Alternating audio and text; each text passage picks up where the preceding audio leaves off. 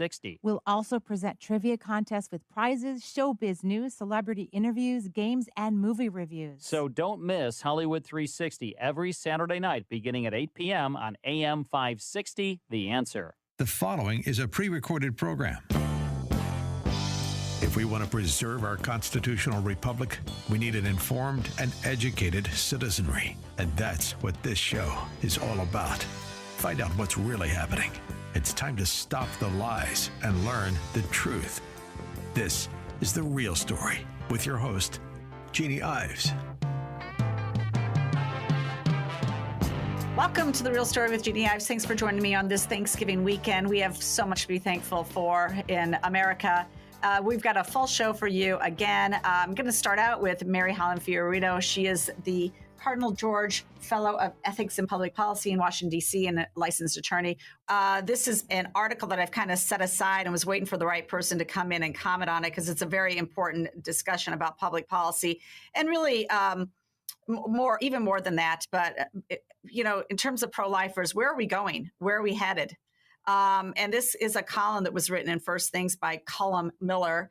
And the title is, "This is a Dangerous Moment for the U.S. Pro-Life Movement." In it, he discusses what's happened in the UK after so many battles that they have had with the pro-life movement. He writes that under 14 consecutive years of conservative government, including the most recent 5-year supermajority, telemedicine abortions were introduced with almost no safeguards in the UK. Hundreds of millions of pounds were sent to other countries to promote abortion through organizations such as the International Planned Parenthood Federation. People have been arrested for praying silently in their heads on the street. And even a law banning sex-selective abortion failed to pass. And he writes, how did we get here? The answer is simple. By consistently supporting the lesser of two evils at elections, no matter how compromised they are. And he moves on, Mr. Miller does, to talk about what's happened with the Trump election and where do we go. He says the Republican Party will go the same way if Christians and pro-lifers become more concerned with stopping the Democrats at any given moment than with building pro-life influence in the long term.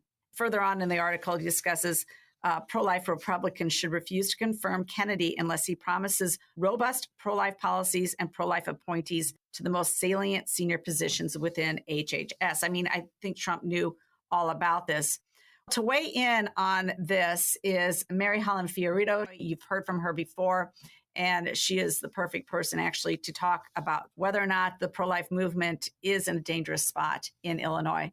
Welcome to the program. Thank you so much for joining me. Oh, thank you for having me, Jeannie. It's a pleasure to be back. So about Mr. Miller's column here, do you see the same sort of dangers in the fact that Trump basically backed away from pro-life stances he had earlier, essentially saying it's now in the hands of the states so that he could wash his hands of it at the federal level and move on to get elected? Do you feel like our movement is astray at this point?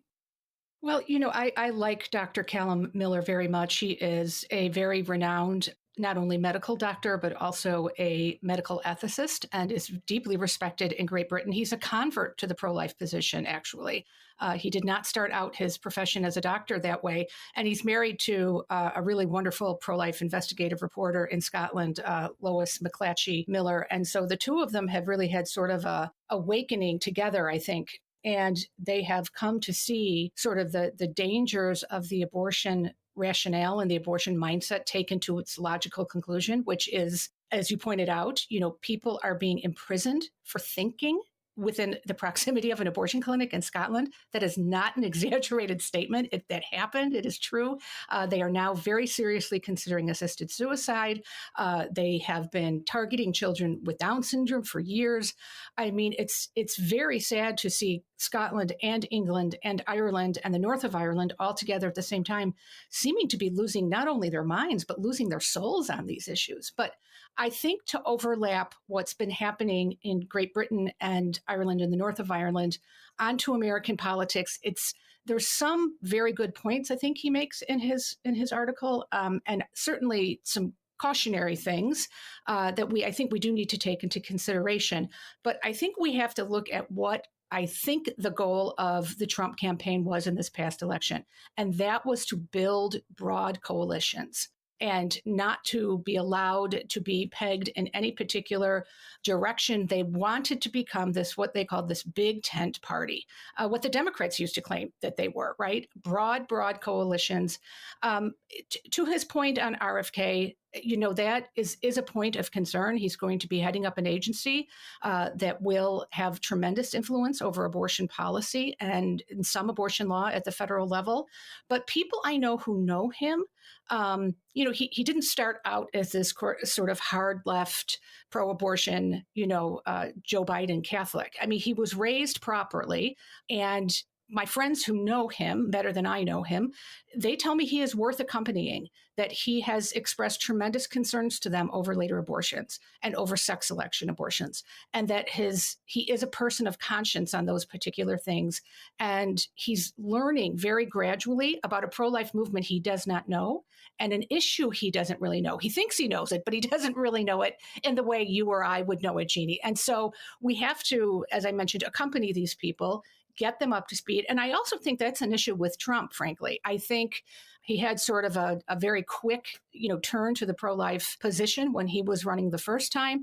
I don't think he knows the issue super well. He surrounds himself with some people who do. I think J.D. Vance knows the issue superlatively well, but he himself doesn't. And so when he gets put on the mark to ask a question off the cuff, he doesn't have good prepared answers on them. And he really should at this point, frankly. I mean, the question that he was asked about how we voted on that Florida abortion referendum, he should have immediately said, no, I didn't vote for it because it was an extreme measure. I mean, it was it would have permitted abortion up until the moment of birth for the entire duration of pregnancy, taxpayer funded.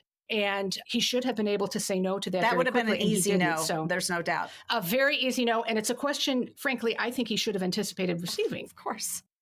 Actually, I think he was asked prior to making his decision, he was asked how he's going to respond. Right. And I don't remember what he said then, but I think he had kind of said, well, it seems extreme to me. And then he wouldn't answer the question afterwards. Yeah, and then he at one point said he was going to vote for it. I mean, he was all over the place, and we know he can be like that, right? I mean, he is not precise with his language often, and abortion is an issue where I think you have to be precise with your language. And I, frankly, am grateful that we have someone like J.D. Vance, who is not only very articulate and very smart, but as a Yale-trained lawyer, he is very well versed on abortion law. He knows the issue as a Catholic morally, so he can speak to both ends of it. So I see this administration, perhaps, I hope, relying more on Vance to be handling some of those questions and to be guiding some of the policy in that regard. Okay, back to the Colin Miller article, and I think the differences between the UK system and ours. Well, first of all, we have states that are on their own little democracies, right? Their own little institutions. And so you're going to be able to see the fruition of different policies coming out and whether or not that works. And they have socialized medicine, which also makes the issue very different there. Right. So you're going to be able to discern very quickly which policy is actually the most extreme policy and which isn't. And I think there's going to be a lot of investigation done around that. And so that's not similar to what we have. We have states. The other thing is on RFK Jr., two things. One, he potentially could be a convert when it comes to this issue. Oh, yeah. I think because I think so. Especially when he is insistent on following the science, unlike Fauci. And even more importantly, he is still going to have oversight, I believe, of the FDA. And I believe they put Dr. Makary in on that position. But when it comes to the abortion pill, which is regulated by the FDA, where when you follow the science, the abortion clinics aren't actually following the recommendations for the use of the abortion pill. So essentially, RFK Jr. could blow up the use of the abortion pill, and that could make a big difference in the pro-life movement. Yeah, and perhaps at a minimum, go back to those initial safeguards that were put around the abortion pill in 2000 when the FDA initially approved it. And at the time, the attorney representing the French company who manufactured the drug said, this is a dangerous drug. We have to put safeguards around it because if it's used improperly, it can be very harmful to women. And so there was a 7-week time limit, right? 7 weeks gestation. There had to be both an in-person appointment to receive the drugs, and then there had to be a follow-up appointment to make sure that all of the fetal tissue had been passed afterwards, because that retention of fetal tissue can lead to sepsis. We've seen this now in a couple of different abortion-related deaths where women have presented in ERs with septic shock because they didn't pass all of the pregnancy tissue because they didn't need a follow-up doctor's visit for those pills that they got through the mail. So you can, you see, I mean, it is not, of course, a super common experience, but it happens enough that the FDA said, no, when we approve this, there have got to be ways in which we monitor the women who are taking them and monitor even the doctors who are dispensing them so that no one is harmed by them. These are very powerful and dangerous drugs. So just to go back to that year 2000 initial, recommendations from the FDA, that would be a huge pro-life victory. That would, it would eliminate sending these pills through the mail. It would eliminate getting them from foreign countries. It would require doctors, to look at their pregnant patients to make certain that all of the fetal tissue had passed and they don't get sick. And Mary, that could actually happen just from the federal level. Right. So you wouldn't have to worry about what other states are doing. The federal government could step in on that. Correct. Okay, hey, we're going to take a really quick short break because I still have a few more questions to discuss. Again, Mary Hallan FioRito, Cardinal Francis George, Fellow for the Ethics and Public Policy Center. We'll be right back. This is The Real Story with Jeannie Ives. Larry Elder sees a big battle for Trump. One of the many things Donald Trump says is that we're going to take a fresh look at the 14th Amendment that some people say means an illegal alien born on American soil is an automatic American citizen. This is going to be very interesting next several years. The pushback is going to be absolutely incredible. The Larry Elder Show, weeknights at 8, right before Sean Hannity at 10 on AM 560. The Answer. The American military brings together brave men and women from across the country who have chosen to answer the call when their country needs them most. At aviatorfuel.com, we know the military because we live the military life. With books written by a Navy pilot and run by a hard-working military spouse, aviatorfuel.com is proud of our service and our country. That's why we never compromise on authenticity. Our cocktail books are modeled off the real Army, Navy, and Marine pilot checklists that military aviators have used for decades. But instead of a procedure on how to handle an engine fire, you'll find the procedure for how to make a mojito. From classic recipes to military specials like the Queen of Battle or the Afterburner, our cocktail books have something special for every veteran. So go to aviatorfuel.com and get ready to raise a glass to the brave men and women who serve our country. That's aviatorfuel.com.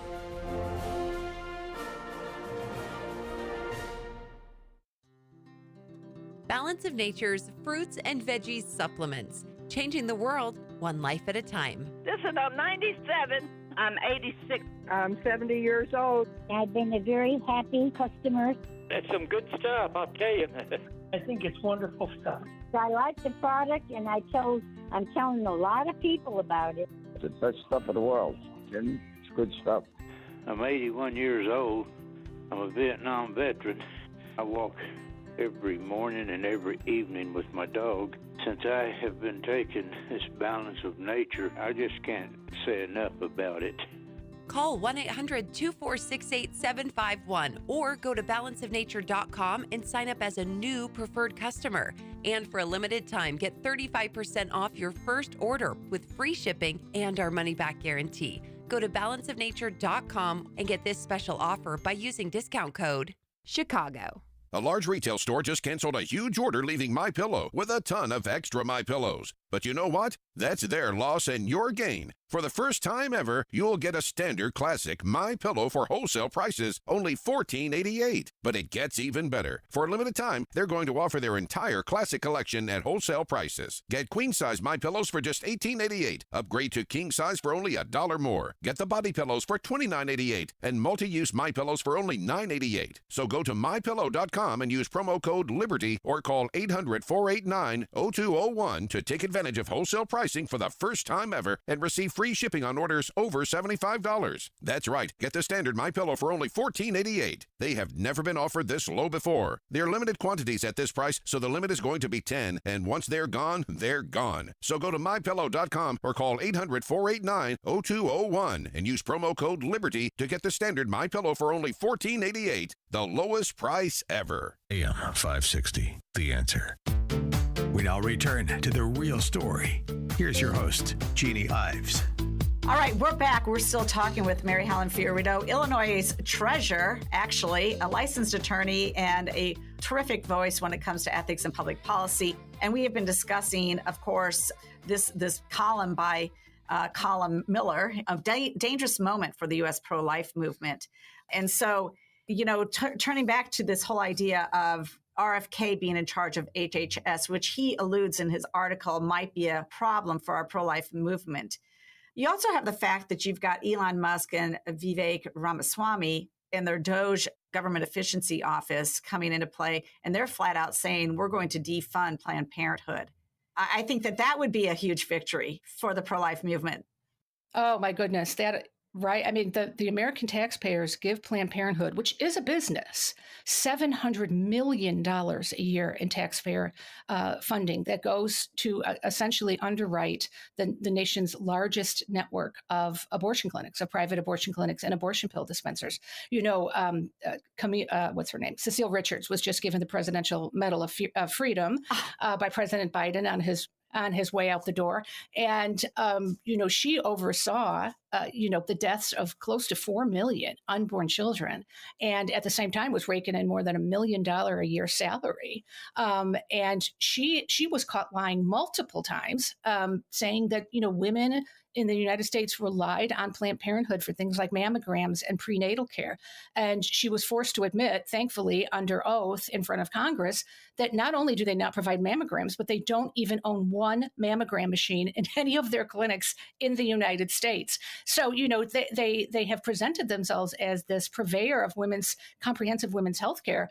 And they couldn't be anything further from. And so to channel, that $700 million and to put it into community-based health centers that actually do comprehensively take care of women, especially women in neighborhoods. I mean, we know this right from Chicago, Jeannie, where a lot of women who live on the south and west sides, they don't have reliable public transportation to get to a major medical center, to get their regular health care. And neighborhood clinics like that, for things as simple as hypertension screening and your flu shot are critical. And think of the good that could be done with that $700 million for the poor and for people who don't have access to comprehensive care in their own neighborhoods. Well, Mary, I think it's important that maybe you pick up this Federalist article where Colin Miller, who is from the UK, and essentially says, this could be problematic to have RFK in charge and have the Republican parties basically capitulate during the election just to win votes.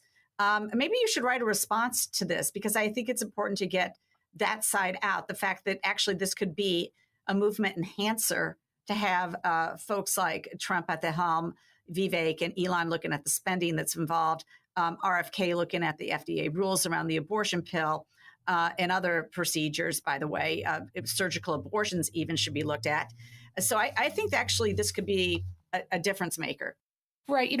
I don't want to come off as being an apologist for RFK Jr. by any stretch of the imagination. But again, the issue is more complicated and it's broader, as you point out, than I think Dr. Miller references in his piece. But he is quite right that we need to keep this administration's feet to the fire on the abortion issue. Yes, it was a broad coalition of families and parents and, voters of all different types who put Trump back into office. But by the same token, there is a large amount of consensus about abortion in this country. If you look at the polling, you see that the vast majority of Americans want to legally restrict abortion to somewhere between 6 and 12 weeks of pregnancy. Now, that's not where we are morally, of course, but that's where the majority of Americans say they don't want it outlawed completely, but they don't want abortions after 12 weeks. Even the majority of Europeans have like 12 and 13 week. Correct. I mean, at the UK, I'm not sure that you can do as late term abortions as you can in the US. Right. Well, yeah, you can do up to, I think, 24 weeks in the UK. In the US, as long as we have that nebulous health exception written into our laws. And in places like New York, Illinois, here where we live, you can do it for the entire duration of pregnancy. And I think that the UK also has some kind of very broad health exceptions that come into play. But you are quite right. Most of Western Europe limits abortion to about 12 weeks. So there is a lot of consensus. And I think the Trump administration needs to tap into that consensus, because it was that consensus that put him into office, right? I don't think people, were enthralled with Kamala Harris's one note Nelly issue and campaign on abortion. People didn't respond to it. It didn't resonate with them. And in fact, the largest group that voted as a cohort for Trump were the married parents of school-aged children, because I think they are terrified of the trans issue. They are terrified about someone doing an abortion on their minor child without them knowing. Parents want to be involved in the health and well-being of their children's lives. And you saw that en masse with this past election. Parents, married parents of school age, of minor children came out in force for Trump. Yes, they sure did. Okay, just one last thing to comment on before I let you go. David Mamet, a famous playwright from Chicago, wrote a Wall Street Journal article that's getting a lot of attention. The Decline and Fall of America, Not Yet. And the subtitle, Trump appears to have broken the codependency of the woke and averted a destructive revolution. I mean, I do feel like we kind of dodged a bullet, just like Trump dodged a bullet. Yes. Literally. And he says, during the past 4 years, American politics has been dominated by a coalition, each of whose members, like the codependent kin, has its own investment in group integrity and the power it derives therefrom. The super rich, academia, Islamists, Marxists, and the media have colluded to suppress the true and impose the false. Yeah, I think we did dodge a bullet. He says to remain unthreatened by reason, the liberal populace had to be convinced to endorse various lies and fantasies. Black Lives Matter, Israel's perfidy, unlimited abortion as a women's right, men's right to compete in women's sports, the abolition of the police, Mr. Trump's demonic power, and so on. Why would rational people vote to destroy their borders, their cities, their jobs, and their children? For the same reason the sick family must tolerate its dysfunction. That was a very, very powerful piece by David Mamet. It really was. What does it say about where we are? I mean, I do think we pulled back from the brink of almost complete breakdown of civil society if we were to go on the way that we are. Yes. Oh, Jeannie, I don't think that's overstating it at all. And I would encourage all of your listeners, if you don't have a Wall Street Journal subscription, find a friend or a family member who does and ask them to send you David Mamet's opinion piece from the Wall Street Journal. Was that, yes, when was that? It was sometime the week of Thanksgiving. I think it was just like a week ago. Okay. Mm-hmm. It's well worth reading. November 22nd. And I didn't realize that Mamet was so personally religious. I believe he was raised in a Jewish household, but he's quite conversant with some of the Old Testament scriptural stories that warn of the very thing that I think America was looking at, which was a society that was going to kind of make us a post-Christian, post-Judeo-Christian America.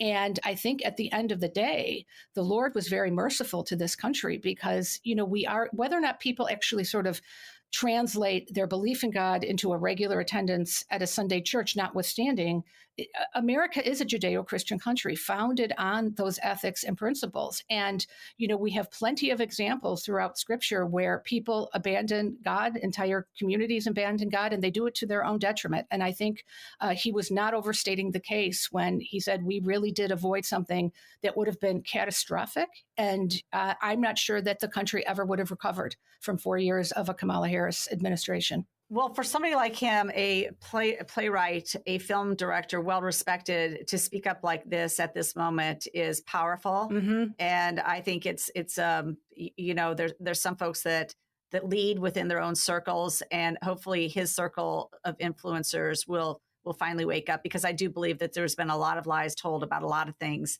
and it's going to take us a long time to recover from that. And you get the sense that cancel culture may be on its way out the door, too. Oh, I think it's people all on have the way had out. it. Yeah. Absolutely. And so people now do feel more comfortable because they think, okay, I'm not going to get canceled now. I can speak my mind.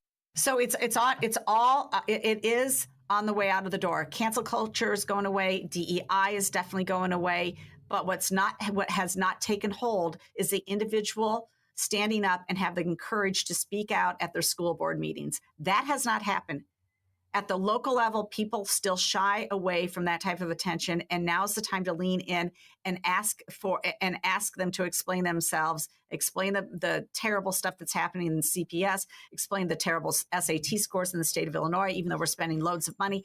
Everything needs to be questioned at the school board level, because they have destroyed the opportunities for so many children in this state. And we're all responsible for having elected them. And They need to be held accountable. They have still not apologized for what they did during COVID to children. No, I know. They have not. There's been no recognition by them that they were wrong. Why? Because they all have these lofty PhDs and they think they're the smartest people in the room, and they're not. And so people need to have the courage now. When you have people like David Mamet speaking up, and when you have DEI dying, and when you've got literally NFL football players in the end zone after a great play doing the Trump dance, hey, I'm sorry. It's time for individuals to have the courage and speak up on behalf of their children. Yeah, it's a new America. Absolutely. It's great.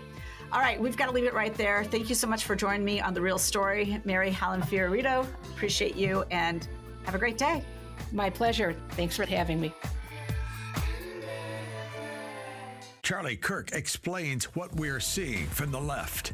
American-made missiles are now being shot into the interior of Russia. The American left would rather see the world burn and blow up the world than give up power. They are handing Donald Trump potentially nuclear war. The Charlie Kirk Show. Afternoons at 1, right before Sebastian Gorka at 3 on AM 560. The Answer. This is a Fox News alert. I'm Paul Stevens. President Biden has pardoned his son Hunter, sparing the younger Biden a possible prison term for federal felony gun and tax convictions, and reversing a promise not to use the powers of the presidency for the benefit of his family members. Mr. Biden had previously said he would not pardon his son or commute his sentence after convictions in 2 cases in Delaware and in California. Reaction, meantime, to President-elect Trump's pick of Kash Patel to lead the FBI. Connecticut Democratic Senator Chris Murphy. Kash Patel's only qualification is because he agrees with Donald Trump that the Department of Justice should serve to punish, lock up, and intimidate Donald Trump's political opponents. Senator Murphy on NBC's Meet the Press. Many Republicans are happy with the nomination. America's listening to Fox News.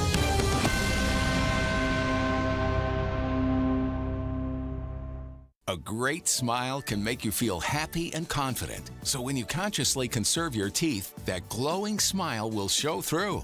At Best Dental Group, doctors Economos, Gavalis, and their staff are ready to help you create that perfect look or maintain the one you have now. Along with general dentistry, Best Dental Group is a multidiscipline practice with an orthodontist, periodontist, and prosthetic specialists on site. They use the newest breakthroughs in dental technology such as titanium implants, Invisalign clear braces, and laser treatments. Don't let fear get in the way. They can recommend sedation to make your experience as comfortable as possible. Best Dental Group is located in historic downtown Bartlett and is a multilingual office. Call 630-830-4930, 630-830-4930, or visit bestdental.org. Best Dental Group, sharing your conservative values and helping you to conserve your teeth. If you own or run a business and you listen to AM 560, you might not realize that the conservative programming that you enjoy is supported by advertisers. Our loyal listeners love to do business with the advertisers they hear every day on AM 560. Now, it probably won't surprise you that there are some businesses who avoid advertising with us because they don't like what we do here.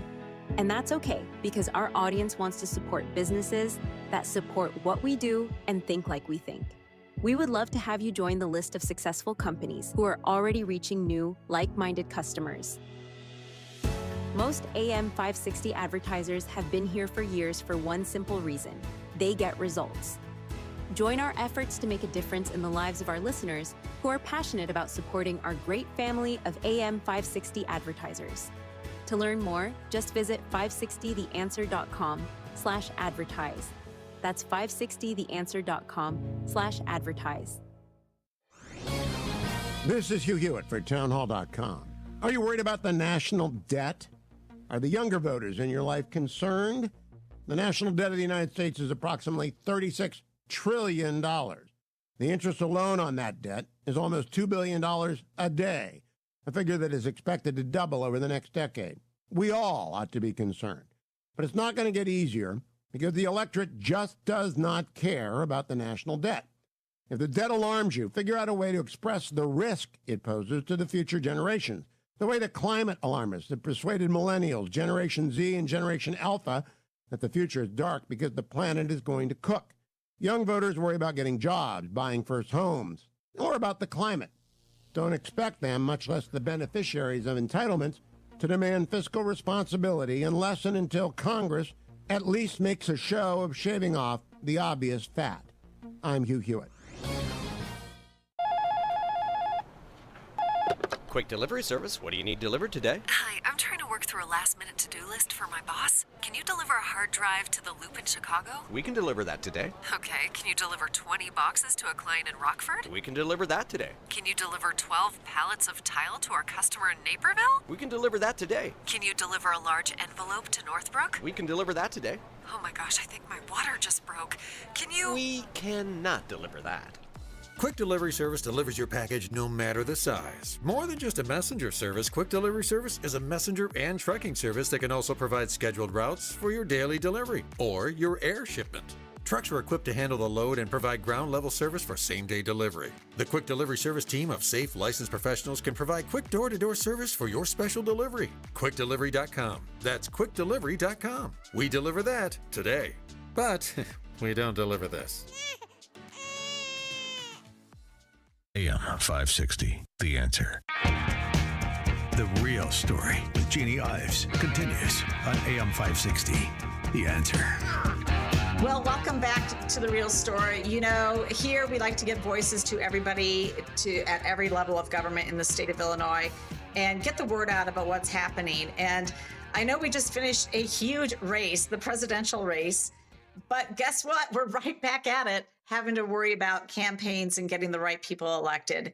And the township races are coming up in April. And with joining me today to discuss the township races and what that's all about and how it's actually done are Deanna Wilkinson, York Township Assessor, Ray Johnson, who is running for Township Supervisor, and Mary Pulley, who is running for Township Clerk, all in York Township, which is in DuPage County. Thank you so much for joining me on The Real Story. I really appreciate you taking the time on a Thanksgiving night weekend to do so. Thanks for having us. Yeah, thank you for having us.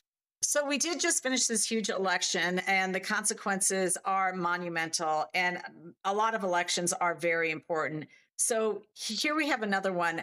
Tell us a little bit about the township election slating process first, and then I want to know why it's an important election. So the slating process is usually done through the committeemen, and this time they decided to go in a different direction, and they chose somebody else to run for assessor. So we put our slate together, and here we are. We are the York First Team. And what happens is instead of a primary, they have a caucus. It saves the taxpayers tons of money. So per state statute, it's December 3rd, and all the townships will caucus. And the Republicans will have their caucus. The Democrats will have their caucus. And our caucus is at the VFW Hall, right by Dominic's on St. Charles Road in Villa Park. And we just hope you can come and support your York First Team. So in this process, though, Deanna, what we're talking about is if you're a Republican, you would go to the Republican caucus, and you're verified as being a registered Republican based on your voting record. Is that correct? That is correct. When you enter, you have to show your driver's license, and they look at your address and they make sure that you've either voted Republican or independent. If you have voted Democrat, you can't come in. And it's the same for the Democrats. If you're a Democrat and you want to support your Democrat slate for these township offices, then you can do that as well. That is correct. And if you're not going to be slated or not going to be part of a party slate, you could have filed as an independent. It would have required you to get your own independent petitions signed by the voters. And then you would have been a third name, for example, let's say as township supervisor, if that's what you chose to run for, correct? That is correct. So in no way does it limit your ability to run for election just to being a member of the Republican slate or the Democrat slate. But there is a process for somebody who just simply wants to run independently to do as well. Absolutely. Okay, so then in this respect, because I am in the midst of a huge controversy with the Palatine Township Republican office, where they decided to slate a combined slate along with Democrats and create a brand new party. Now, that is not necessarily what you're doing. You're working inside the Republican caucus to have two competing slates, as I understand it. That is correct. Yes. So so when a Republican, if they were to show up at the township caucus on December 3rd, they will have the ability to vote for either the slate that you are all a part of or for the other Republican slate, correct? That is correct. And unlike Palatine, who literally colluded with the Democrats behind closed doors to not hold a caucus at all because the township supervisor must call for the caucus to even take place.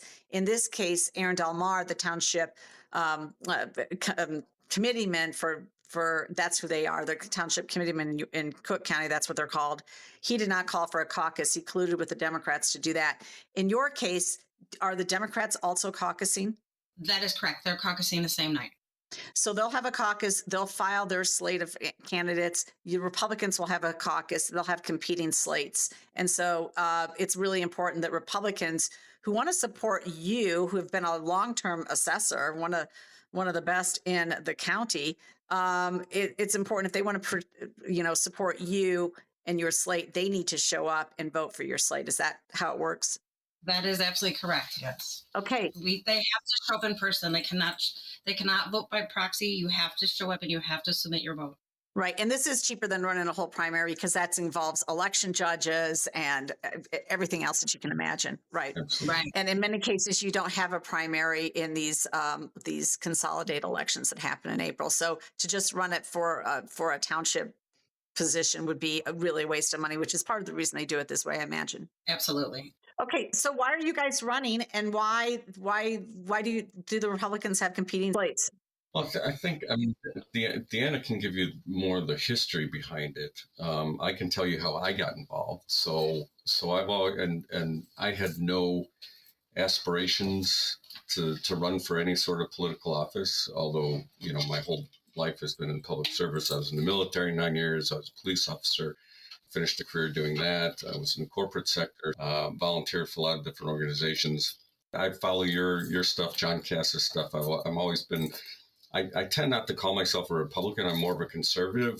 I stopped using labels about 2 years ago because those letters don't mean anything to me anymore necessarily. But my views have always kind of aligned with the Republican Party as a whole.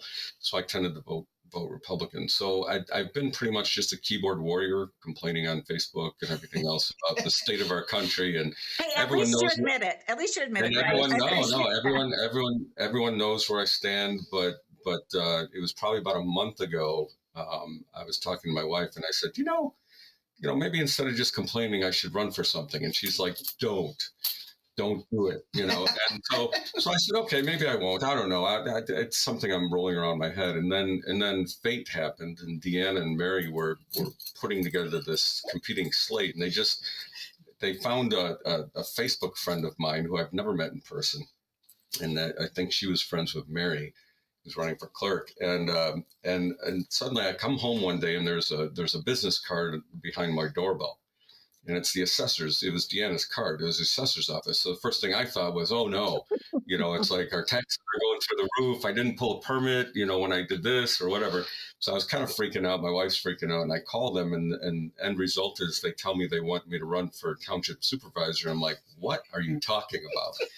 and it sort of like caught me. I met with them for a couple of weeks, thinking, I don't know if I want to. I don't want to. I don't need a full-time job right now. I'm running my own business. I don't know what the heck is going on. Wait a minute. You run a business. You're actually qualified to make maybe some decisions that are more informed than somebody who just decided to get involved in politics because it sounded like a fun thing to do. One might think that, or if they have aspirations, they have these. Right. But I always thought that, if you're going to run for public office, it should be a service. Yes. And that always bugged me that it should never be a career. Like, I don't think politicians should have pensions. No offense, Deanna. Yeah, but, no, I didn't take one. I agree with you. Yes. I mean, it used to be that, hey, we know somebody who's good with money. Hey, could you be a treasurer for a couple of years? Oh, sure, I'll volunteer. They leave their work, they put it on hold for a couple of years, they serve the country, and they get out, and they let someone else, serve the country or the local township or whatever it is. So anyway, long story short is I decided to put my money where my mouth was. And actually, after talking to them, there's a lot of good things that the township can do, and there's a lot of good ideas within the slate. Ray, we're going to hold it right there. We're going to take a short break. I want to come right back with that question. What does the township do, and what are they responsible for? We'll be right back. This is The Real Story with Jeannie Ives.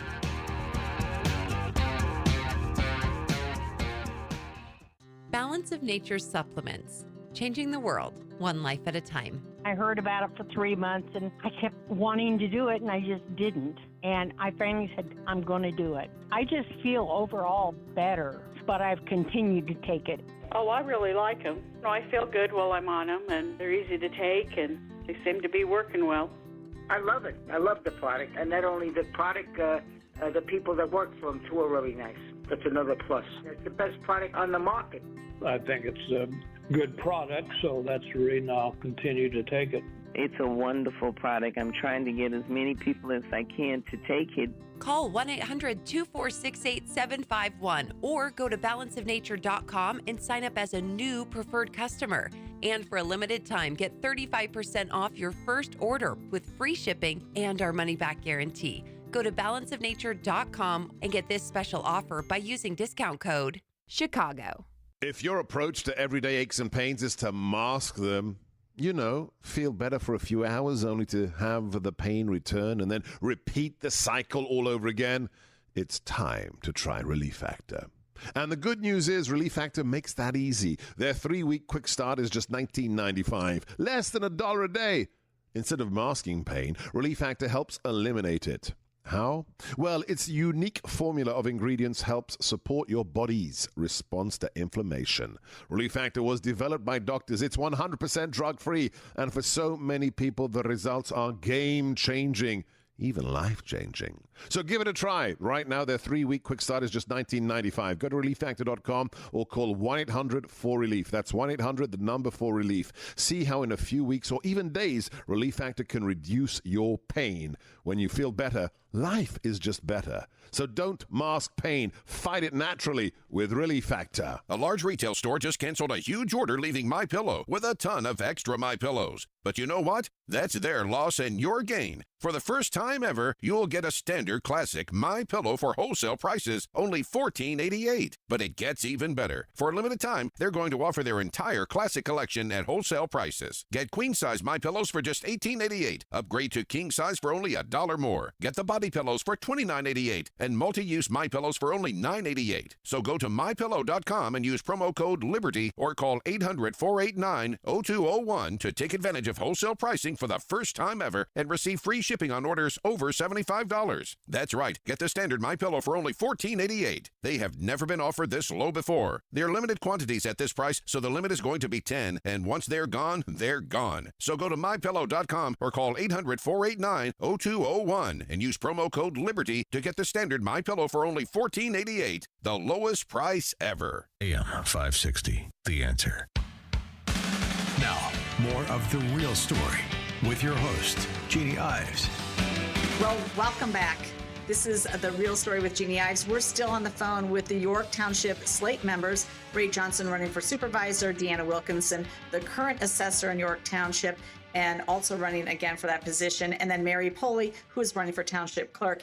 And we were just at the point in the conversation because I think a lot of voters are confused that we have so many layers of government. What exactly is the township responsible for? Well, the township encompasses the highway department. So they clean all the streets and takes care of all the curbing and everything in the unincorporated areas of York Township. That's the highway department. And then the assessor's office, we value all the parcels in York Township for the purpose of taxation for our property taxes. Nobody likes taxes, but they love to be able to call the police and fire when they need them. And then you have the supervisor's office, and they're in charge of the senior center, senior transportation. We have Meals on Wheels. We help people that are in trouble financially. So if they need to come and get some services and maybe have some of their bills paid and stuff, we help them with that as well. So I think it's interesting because general assistance is something that I think is often overlooked. People do understand that, when a storm hits and you happen to live in an unincorporated area of the county and the township is responsible. I mean, people see that as real action. They know a lot about the assessor, and the assessor is a full-time job, and we have so much property in DuPage County that needs to be assessed properly. You do need that local focus on doing a good job there. And but then the general assistance thing, I think that does get overlooked a little bit. I don't think people understand exactly what general assistance is all about. But I will tell you, as a volunteer for St. Michael, St. Vincent de Paul Society, I often am coordinating with the Milton Township in terms of people who need, have a hardship issue. Maybe it's a utility bill, maybe it's a rent bill, and oftentimes we'll go in with shared resources between us and outreach community services to help provide that immediate and temporary assistance to folks. And so general assistance does that. And correct me if I'm wrong, but a lot of the general assistance goes also to a food pantry. This is very localized support in addition to the other nonprofits that provide it, but it's a government-centered, localized support that has unfortunately had to seen an uptick in need. Absolutely. We have a big food pantry. Right. And as we were talking about stuff that, because obviously when we win, we're obviously going to be doing an audit of everything. And we want to see if there's we want to improve the programs that they currently have, but we also want to add additional programs such as mental health or veterans assistance, stuff like that. So we've got ideas. Obviously, we have to look at what the budget is, but we're pretty sure we'll be able to add additional services. Okay, well, in that regard, I'm just going to weigh in here. So a number of the townships in DuPage County have created a mental health board.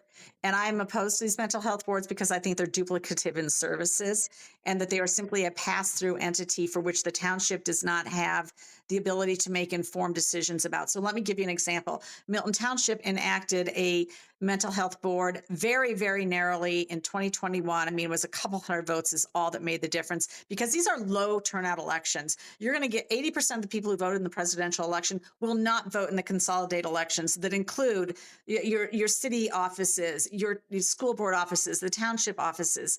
And so they just ignore it where they're spending the bulk of their money actually locally. They're going to ignore even weighing in on these elections. But I bring up the mental health board because when I looked at the Milton Township, for instance, they were spending about $900,000 on mental health services. Over 20% of them were just going to other governments that, like the city of Wheaton. Like the city of Wheaton doesn't even get involved in mental health. The county is in the midst of building a $26 million mental health building as well. And I don't understand why the townships are getting involved in an area that they do not have expertise in and are simply a pass-through to other governments and other nonprofits.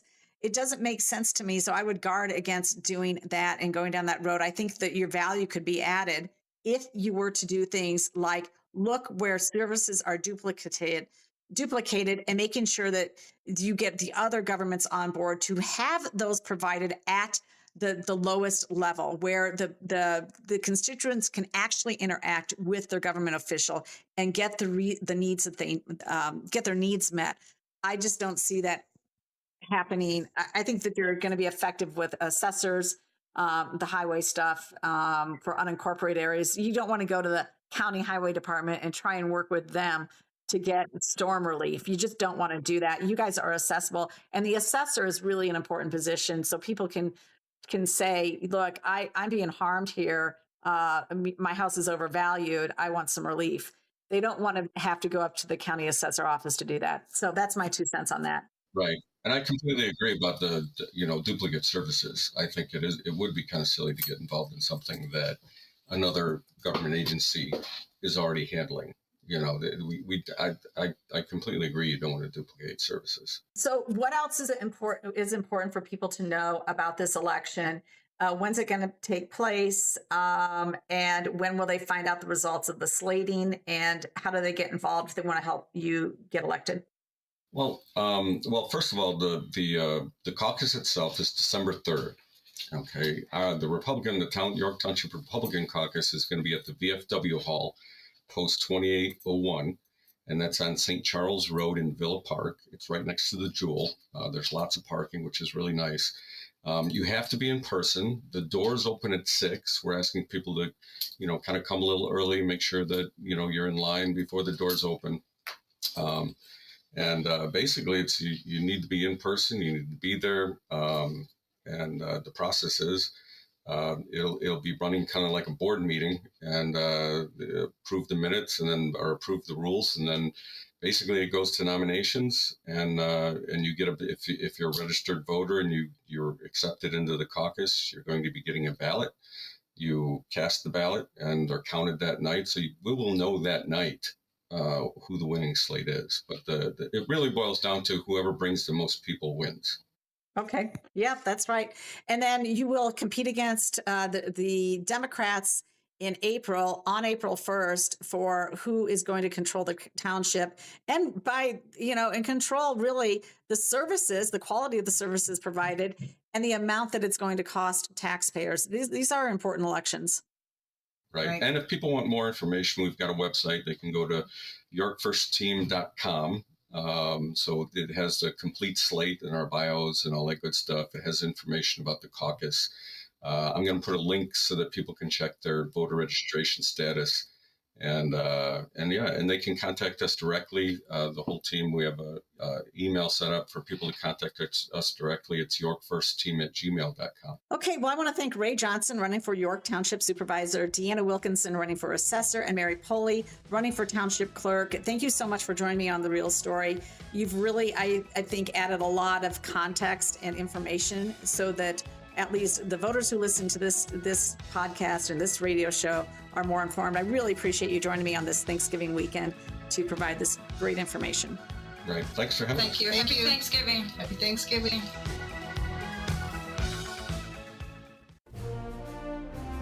The American military brings together brave men and women from across the country who have chosen to answer the call when their country needs them most.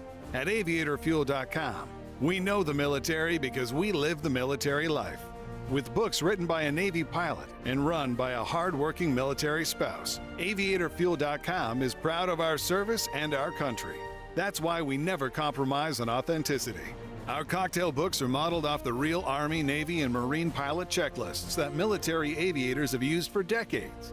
But instead of a procedure on how to handle an engine fire, you'll find the procedure for how to make a mojito.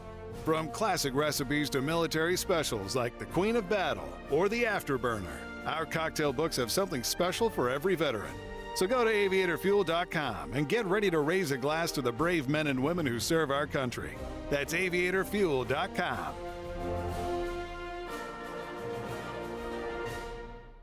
William is one of millions of Americans who uses GoodRx to save on the cost of their prescriptions. My oldest daughter, Camilla, 2 days old, she had to have open heart surgery. All of a sudden, she's on 5 different medications. It adds up at the end of the month. Me and the pharmacist got so tight. She said, GoodRx save you a lot of money. Saving that extra $200-300 a month. We're able to do all these extra activities, so it puts less stress on our household, and it puts less stress on our pockets. Download the free app or visit GoodRx.com and start saving today. GoodRx user compensated for their time. GoodRx is not insurance, but can be used instead of insurance.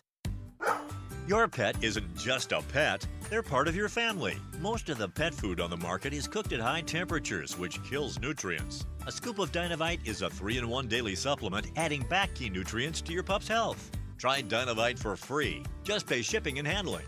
Learn more at dinovite.com/radio. That's dynavite.com/radio. Happier, healthier with every bite. Over 1 million pets helped with Dynavite. AM 560, The Answer. We now return to The Real Story. Here's your host, Jeannie Ives. Well, welcome back.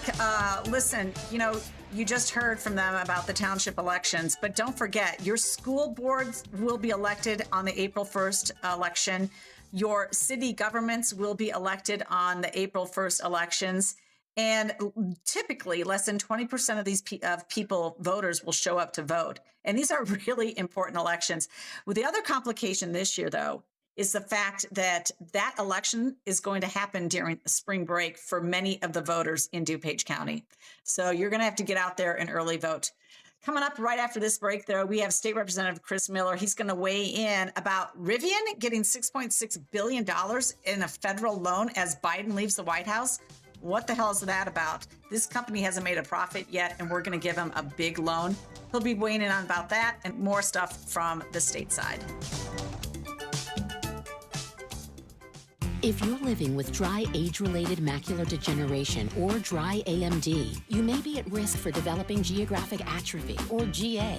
GA can be unpredictable and progress rapidly, leading to irreversible vision loss. Now there's something you can do to slow it down and get it going slower. Izervay is proven to slow GA progression. Izervay gets GA going slower. Izervay or avacincaptad pagel is a prescription eye injection used to treat GA. Don't take it if you have an infection or active swelling in or around your eye. Izervay can cause eye infection, retinal detachment, or increased risk of wet AMD. Izervay may temporarily increase eye pressure. Your vision may be impaired after an eye injection or exam. Don't delay. Ask your doctor about Izervay today. Izervay gets GA going slower. Visit Izervay.com. That's IZERVAY.com. News, opinion, insight. This is AM 560, The Answer. WIND, Chicago. Streaming at 560theanswer.com on the AM 560 mobile app, or tell your smart speaker to play The Answer Chicago. A pardon will be issued. I'm Paul Stevens, Fox News, and we begin with a Fox News alert. Breaking news: President Joe Biden has pardoned his son Hunter Biden in connection with gun and tax crimes. President Biden is sparing his son Hunter from a possible prison sentence, signing a pardon for federal felony gun and tax convictions. For months, the White House insisted the president was not considering offering any clemency to his son. In a statement, President Biden says no reasonable person who looks at the facts of Hunter's cases can reach any other conclusion than he was singled out because he is the president's son, arguing charges came only after several political opponents in Congress instigated them. Hunter Biden says he will never take the clemency he has been given for granted.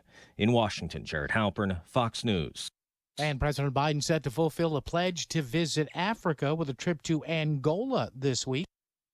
Biden administration says ending the HIV epidemic worldwide is one of their key priorities. It is not the only initiative on the president's agenda, though, as he leaves for Angola tonight.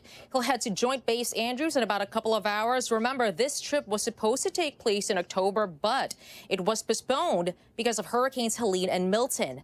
The president is looking to cement relations with Angola as China and Russia expand their influence in Africa. He'll be highlighting the investments the U.S. has made in the country, from infrastructure to global health. As he sets his sights on Angola, U.S. officials continue to work for a ceasefire in Gaza.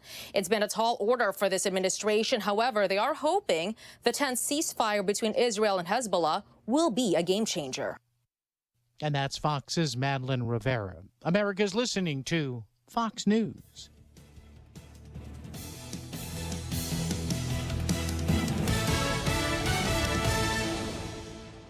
Now, your official weather forecast. Clear and cold overnight with a low 18. Cold tomorrow with times of clouds and sunshine with high 31. Mainly clear, cold Monday night with low 22. Partly sunny and chilly Tuesday with high 32. Cloudy Tuesday night with low 29. Mostly cloudy and windy on Wednesday with high up to 39. Breezy and colder with clearing Wednesday night, low 16. I'm Ruth O'Brien on AM 560, The Answer. Get the latest weather, traffic, and news updates online at 560theanswer.com. The American military brings together brave men and women from across the country who have chosen to answer the call when their country needs them most. At aviatorfuel.com, we know the military because we live the military life. With books written by a Navy pilot and run by a hard-working military spouse, aviatorfuel.com is proud of our service and our country. That's why we never compromise on authenticity. Our cocktail books are modeled off the real Army, Navy, and Marine pilot checklists that military aviators have used for decades. But instead of a procedure on how to handle an engine fire, you'll find the procedure for how to make a mojito. From classic recipes to military specials like the Queen of Battle or the Afterburner, our cocktail books have something special for every veteran. So go to aviatorfuel.com and get ready to raise a glass to the brave men and women who serve our country. That's aviatorfuel.com.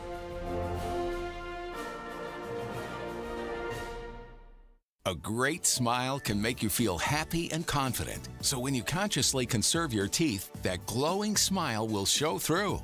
At Best Dental Group, doctors Economos, Gave Alice, and their staff are ready to help you create that perfect look or maintain the one you have now. Along with general dentistry, Best Dental Group is a multidiscipline practice with an orthodontist, periodontist, and prosthetic specialists on site. They use the newest breakthroughs in dental technology such as titanium implants, Invisalign clear braces, and laser treatments. Don't let fear get in the way. They can recommend sedation to make your experience as comfortable as possible. Best Dental Group is located in historic downtown Bartlett and is a multilingual office. Call 630-830-4930, 630-830-4930, or visit bestdental.org.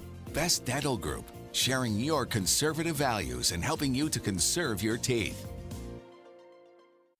Can't get enough of Retirement and Income Radio with Mark Kohler Sunday mornings at 11? Then tune in at his new time, Saturday afternoons at 3 to learn how you can lock in your gains, take care of your estate planning, and bring peace of mind, knowing your income is guaranteed for life. To learn more, call Mark today at 844-619-SAFE. That's 844-619-SAFE. And listen to Retirement and Income Radio with Mark Kohler Saturday afternoons at 3 on AM 560, The Answer.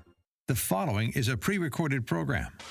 The Real Story with Jeannie Ives continues on AM 560. The Answer. Welcome back to The Real Story. Thank you so much for joining me on this Thanksgiving weekend. For this next segment, listen up, folks. Biden on the way out the door is trying to spend your money. It's almost like he's, I don't know, getting divorced, and he's like, let's empty the checkbook before I leave and do as much damage as possible, because that is exactly how I see it. So the latest news is that he is going to give Rivian, a EV company that is headquartered in Normal, Illinois. He's giving them $6.6 billion in a low-interest loan. This is to, again, reopen a plant in Georgia that they previously had decided not to reopen. Now, let's look at Rivian. Rivian famously announced that it had lost over $38,000 per vehicle in just the first quarter of 2024. Afterwards, knowing that they were still in jeopardy, still near bankruptcy, still bleeding cash out, the state of Illinois came in to rescue them with an $827 million, tax subsidy. And then VW, Volkswagen has gotten involved with Rivian, saying that they're going to give them $5 billion, $1 billion up front. Look, this company is on life support, and here you have Biden spending our money with a low-interest loan to them on the way out the door. So there's nobody better here to talk about this issue and other Illinois issues than State Representative Chris Miller. He represents the 101st State Representative District, and he's also the chairman of the Illinois Freedom Caucus. They have been on the forefront of calling out these massive subsidies to these companies, these EV companies, for an industry that people have rejected. So Chris Miller, this news broke just basically on Wednesday before Thanksgiving, and probably a lot of people didn't pay attention to it, but it's something that we care about. So tell me, what's your initial reaction to hearing that Rivian's going to get a big payout from the federal government?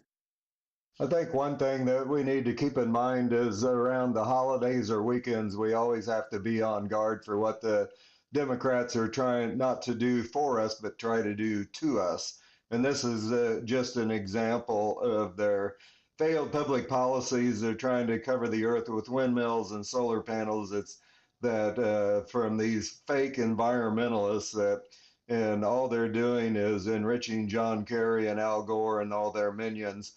And this isn't a Green New Deal. This is a Green Bad Deal. It's bad for America. It's bad for Americans.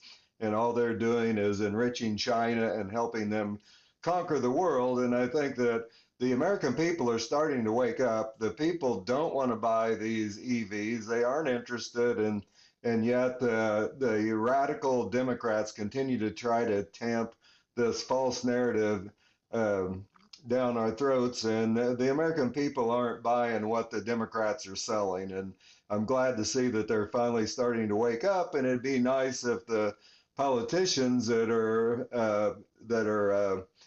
driving this false narrative would wake up also and realize that it's by the people for the people. and driven by we the people. Well, I think in no part that part of Trump's victory came because people understood what a scam the entire EV industry is at this point. Let's face it, if they're going to be profitable, great, they can do that. But the entire renewable energy thing, I think, was also an issue in this election. People understand that they want to have personal choices. They understand that these EVs are getting just massive subsidies. And you're right. I think that they all rejected it at this. And so now you have Biden.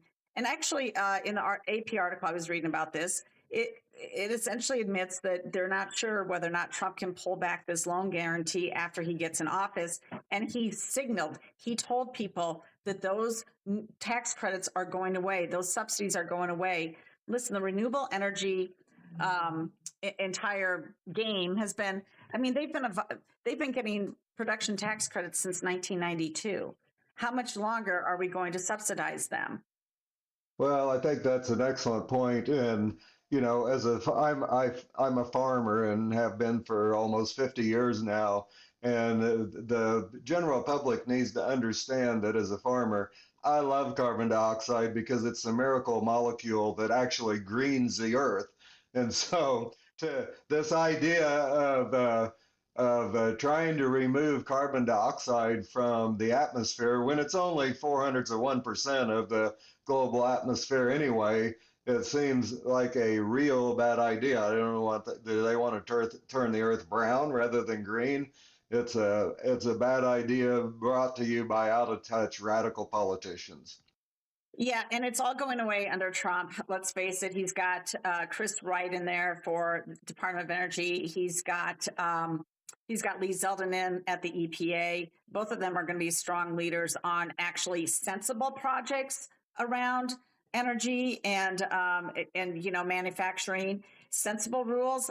And I think that is why he's trying to give out these goodies. But another thing, though, here, Chris, is in Illinois, it's also a very perilous time because you have lame duck session coming up in January.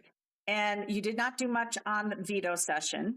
So now you're looking at lame duck session. Can you just explain to my listeners a little bit about what lame duck session is, when it takes place, and what are some of the policies that you're concerned will come up and be voted on by legislators who will not be accountable for their votes since they will be out of office? Well, I think that one thing is that people need a little bit of the backstory. And when we adjourned from the veto session, we made a motion to adjourn.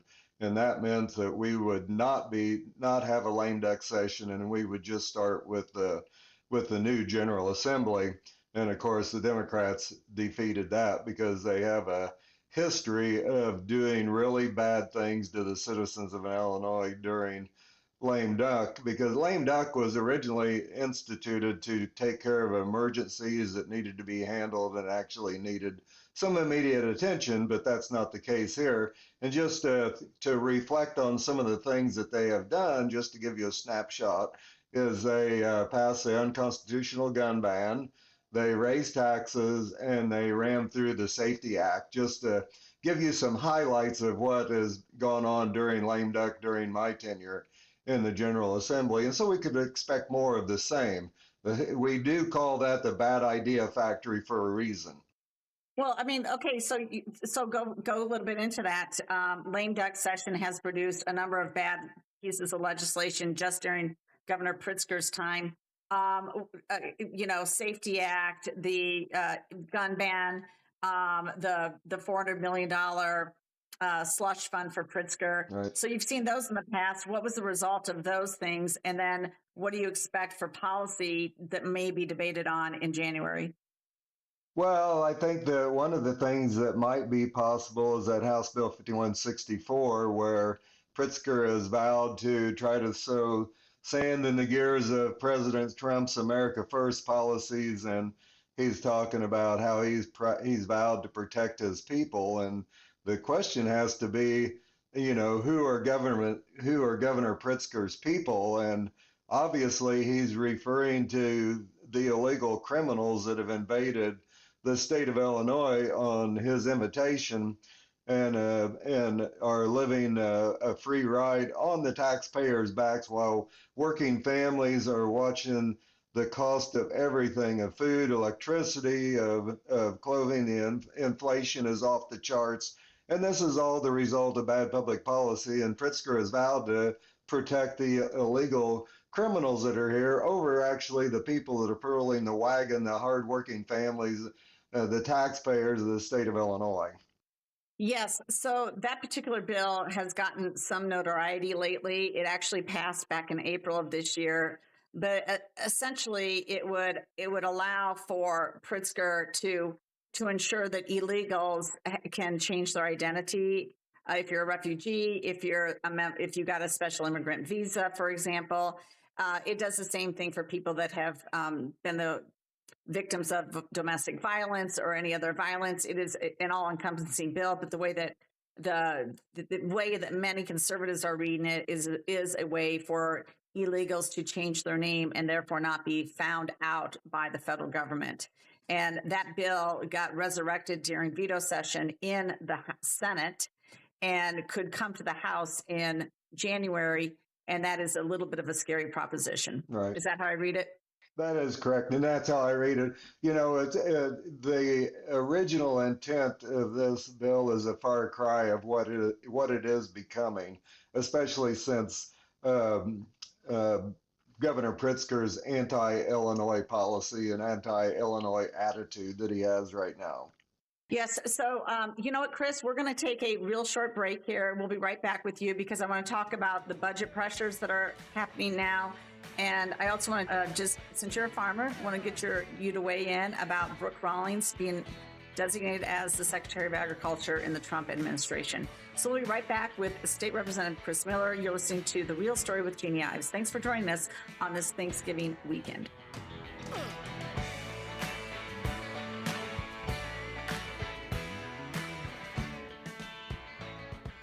It's a time to give thanks for all the good things in your life.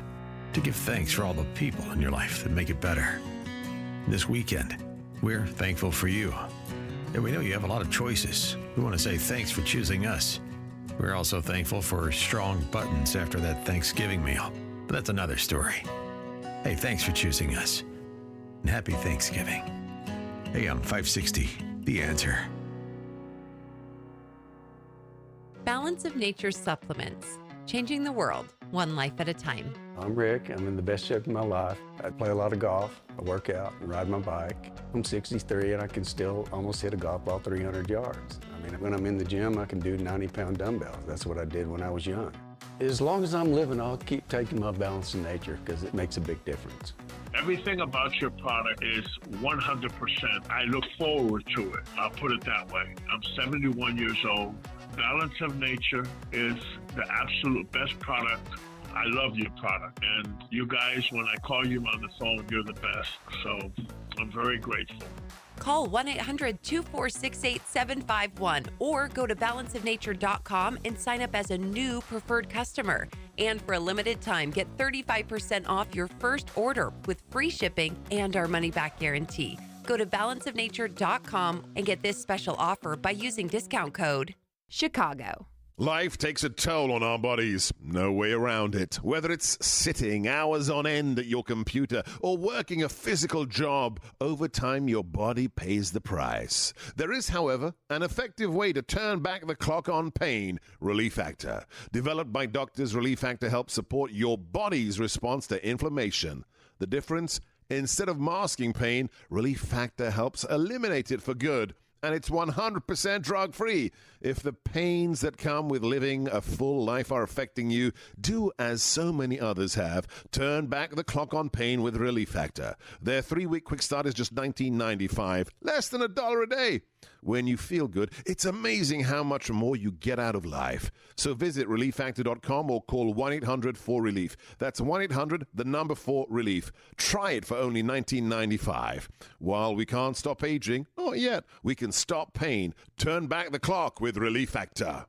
If you own or run a business and you listen to AM 560, you might not realize that the conservative programming that you enjoy is supported by advertisers. Our loyal listeners love to do business with the advertisers they hear every day on AM 560. Now, it probably won't surprise you that there are some businesses who avoid advertising with us because they don't like what we do here. And that's okay, because our audience wants to support businesses that support what we do and think like we think. We would love to have you join the list of successful companies who are already reaching new, like-minded customers. Most AM 560 advertisers have been here for years for one simple reason: they get results. Join our efforts to make a difference in the lives of our listeners who are passionate about supporting our great family of AM 560 advertisers. To learn more, just visit 560theanswer.com/advertise. That's 560theanswer.com/advertise. AM 560, The Answer. You're listening to The Real Story with your host, Jeannie Ives. All right, welcome back. Again, this is Jeannie Ives with The Real Story, and with me on the line is State Representative Chris Miller. He is a downstate state rep. He represents the area in and around Charleston, Illinois. He's been there now. He's in his third term. And I tell you what, he's the voice of reason. You know why? Because he's a farmer above all else. But we were just, we're going to talk about what his impression is of the director of agriculture that Trump picked. We're going to talk about that.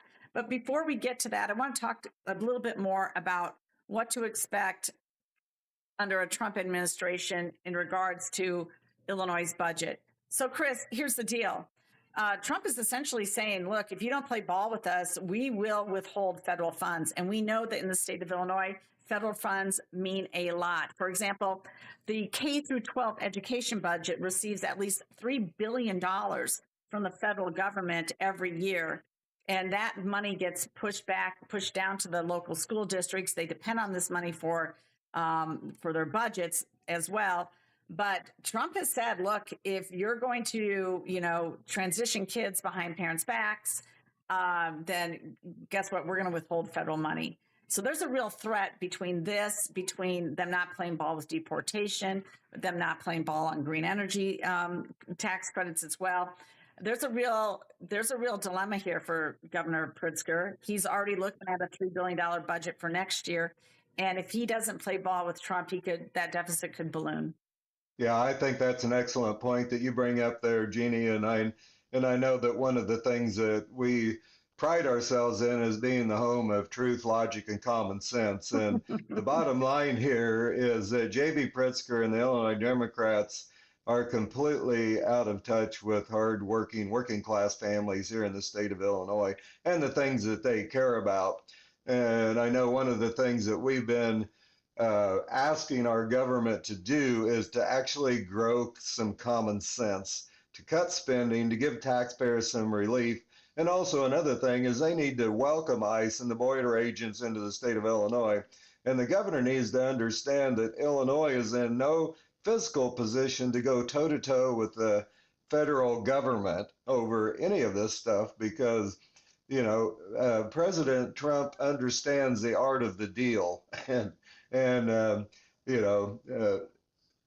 if Governor Pritzker wants to continue to fight the America First agenda and America First policies, Illinois is going to be a gigantic loser. Yes, there's no discussion about cutting budgets. He was warned during the COVID years not to start new programming. They started new programming. Chicago was warned the same way, and apparently they're hurting as well. So I don't know. Do you feel like there might be pressure during the veto session to increase the income tax? Yeah, because these guys. I'm sorry, lame duck session. Yeah, I knew what you meant.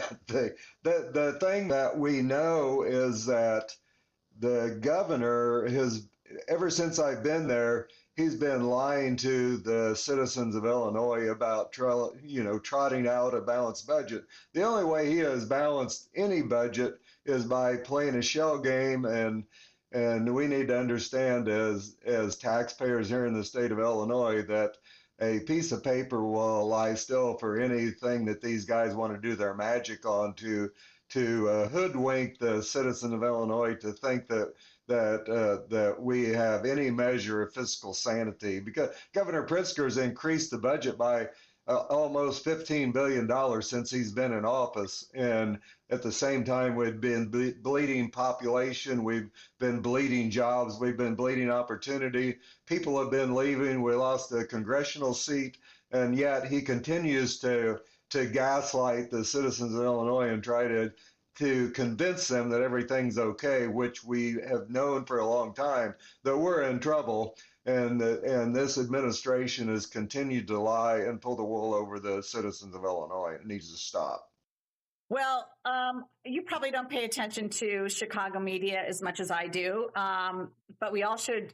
But I find it laughable at sometimes their headlines. WBEZ put out a headline just this last week saying, hey, you know what? People are suffering with high property taxes in the south suburbs. I mean, this is comical in two regards. And I wanted to bring this up to you because this year I was looking at all the bills that were in the property tax subcommittee of the Revenue Committee. And there were at least 70 bills related to adjusting the property taxes one way or another. None of them did what it needs to do, which have a hard cap on property taxes. That's actually what we need to do. We need to follow Indiana's example and put a hard cap on property taxes at this point, because you cannot trust local governments to do the right thing for taxpayers. Now, what's interesting about this to me is, one, every politician seems to say that they're going to do something about property taxes, and they never do. And then those same politicians get elected. So WBEZ comes out with this headline, hey, property taxes are a problem. And 3 weeks ago, every single politician in the south suburbs got reelected. So do the voters really care, Chris, or do they just don't know? I think a lot of it is that they just don't know because they're busy raising their families, going to work every day, and actually trying to make enough money to pay their taxes. But, this should give you comfort. If you remember a couple of years ago, we had a task force formed with 88 members of the General Assembly were involved in this, traveled all over the United States, or all over Illinois, excuse me, to once again pull the wool over the people's eyes to try to convince them that they actually care, but obviously they don't. And so, anytime, just fair warning, is that anytime you see the word task force, know that it is all smoke and mirrors, and they aren't planning on doing anything except creating the illusion that they care. Yeah, that's right. That's a really good point that you make there. And they've had a number of those property tax task force, and yet we have the highest property taxes in the nation, and they're going to go up even more. And these people just get reelected. Okay, with the 3 minutes we have left with you, I just want to talk to you about this new director, or the Secretary of Agriculture, Brooke Rawlings. She does have an agricultural background. She is from Texas. What are you hoping that the Trump administration does for the farming community? Well, one thing that I know is that she's been involved in the America First agenda for several years now. And I think that I know that she's a mother of four. I know that they're a livestock family, that they, spend a fair amount of time showing cattle in the state of Texas and possibly other places. But I think one of the things that I would like to see is to bring some common sense back to ag production. I think that it's important to have real producers involved in policy. I think that it's important to be extremely aggressive in our trade policy, because that's been extremely lacking under the Biden regime, and also to have reasonable regulations so that we don't limit production. I think it's important to bring back country of origin labels so we know where our food is actually coming from. I think the American people want that. And I think that, and I think from everything that I know about her, I think that she's a reasonable person. I know that my wife, Mary, has been in contact with her because she's on the Ag Committee. And so I'm really looking forward to see what she does, because I think that life is going to get better for agriculture and for the actual producers that are involved. Well, how about the fact that we're turning terrific Illinois farmland into solar farms, which are a joke?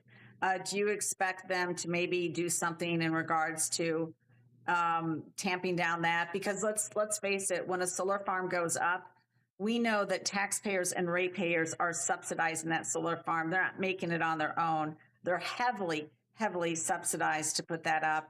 And that needs to go away also.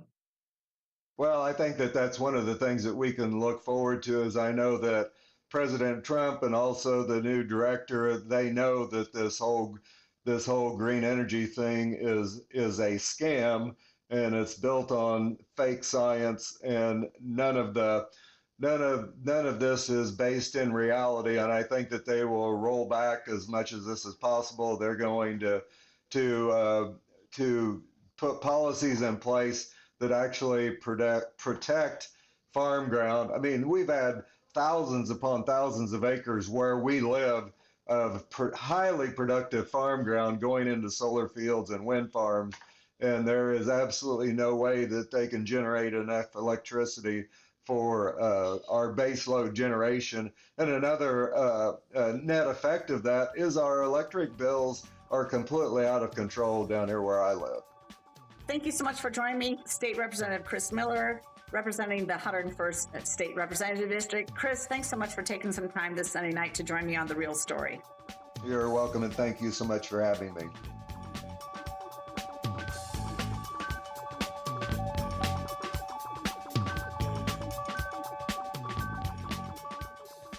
Mike Gallagher defends a cabinet choice. The guy who a charge was leveled against in the Justice Department took their full weight and power and investigated him and said, there's nothing there.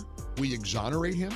Matt Gaetz was put through the ringer, and Trump can relate to what it feels like to have the Justice Department weaponized against you. It's a beautiful Trump move. The Mike Gallagher Show, weekdays at 9, right before Dennis Prager at 11 on AM 560. The Answer. This is a Fox News alert. I'm Paul Stevens. Breaking news. President Joe Biden has pardoned his son Hunter, sparing the younger Biden a possible prison term for federal felony and tax convictions, reversing past promises not to use the powers of the White House for the benefit of his family members. Mr. Biden had previously said he would not pardon his son or commute his sentence after convictions in the two cases, one in Delaware and one in California. Meantime, reaction to President-elect Trump's pick of Kash Patel to lead the FBI. Texas Republican Senator Ted Cruz. All of the people pulling their hair out are exactly the people who are dismayed about having a real reformer come into the FBI and clean out the corrupted partisans who sadly have burrowed into senior career positions. Ted Cruz on CBS's Face the Nation. Many Democrats are not happy with that nomination. America's listening to Fox News.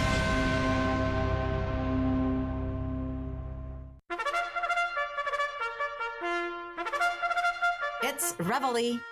In 1621, having just survived their first year in a new land, and regardless that half of their original voyagers died, the pilgrims paused for 3 days and gave thanks to the God Almighty for his great providence.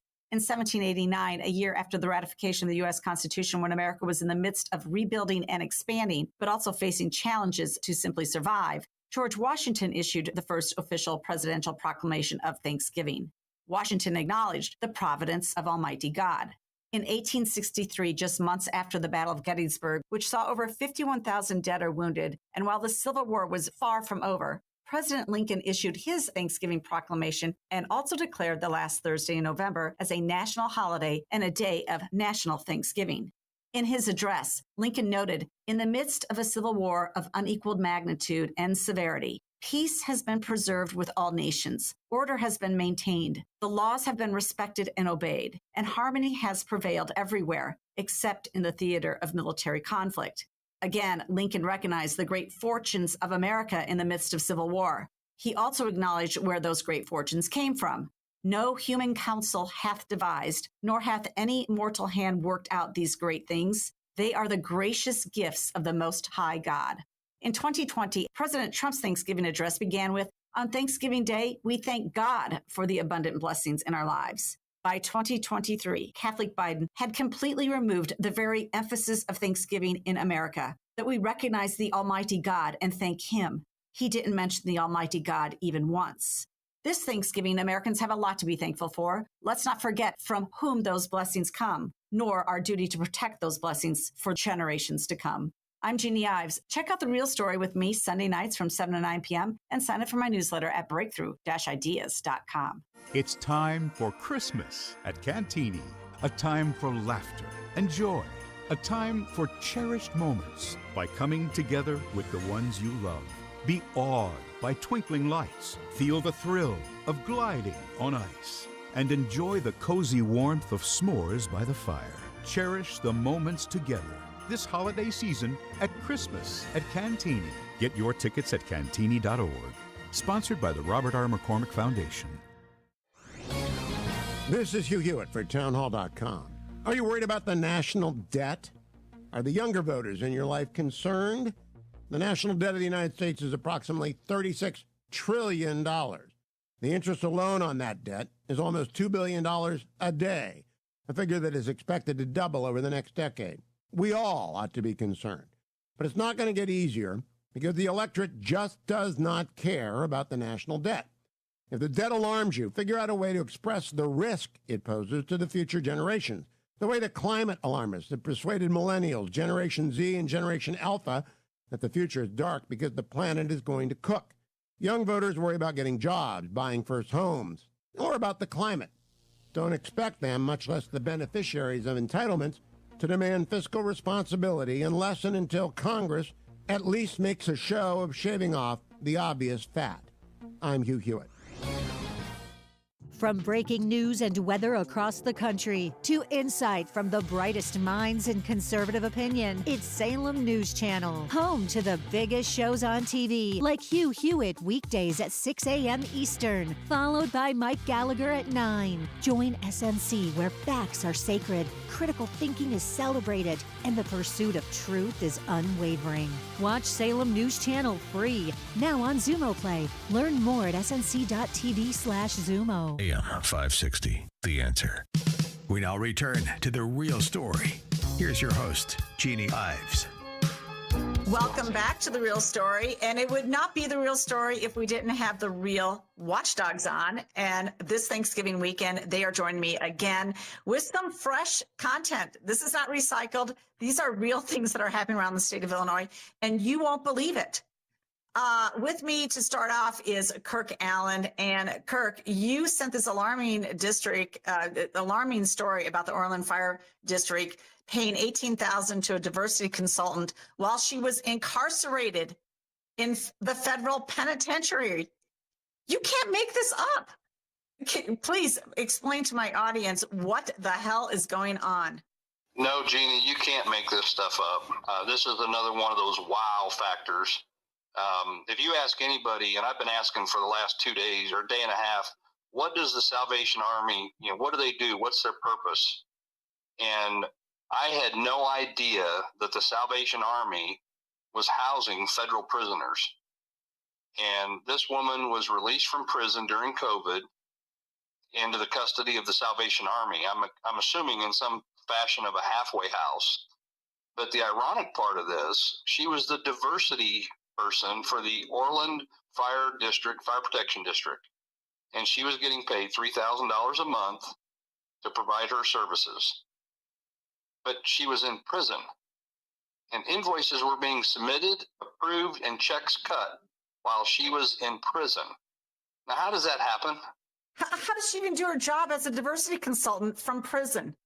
That's a great question. Well, we can't get an answer to it yet.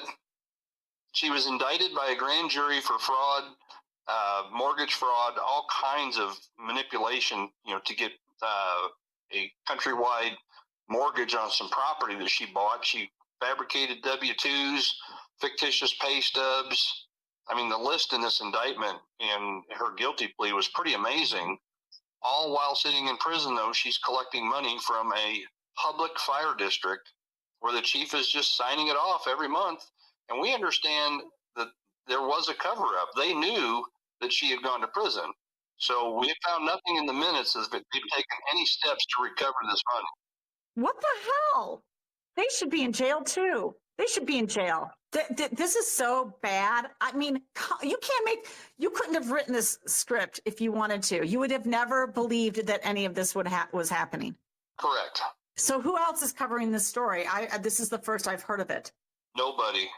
This is another breaking story from us. How did you find out? Did somebody send you a tip? That's how we operate. Illinois leaks. Okay, this is just another example of why the Edgar County Watchdogs in Paris, Illinois, need to be part of the Vivek and Elon Department of Government Efficiency. That's what I think. The public can rest assured we are a reliable source. We protect our sources, and we get to the bottom of it. And this one, there's so much more to come on this one.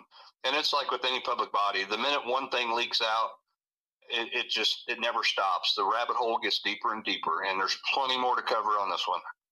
So did you contact Orland Fire District yet about this? Yeah, there were some FOIAs submitted.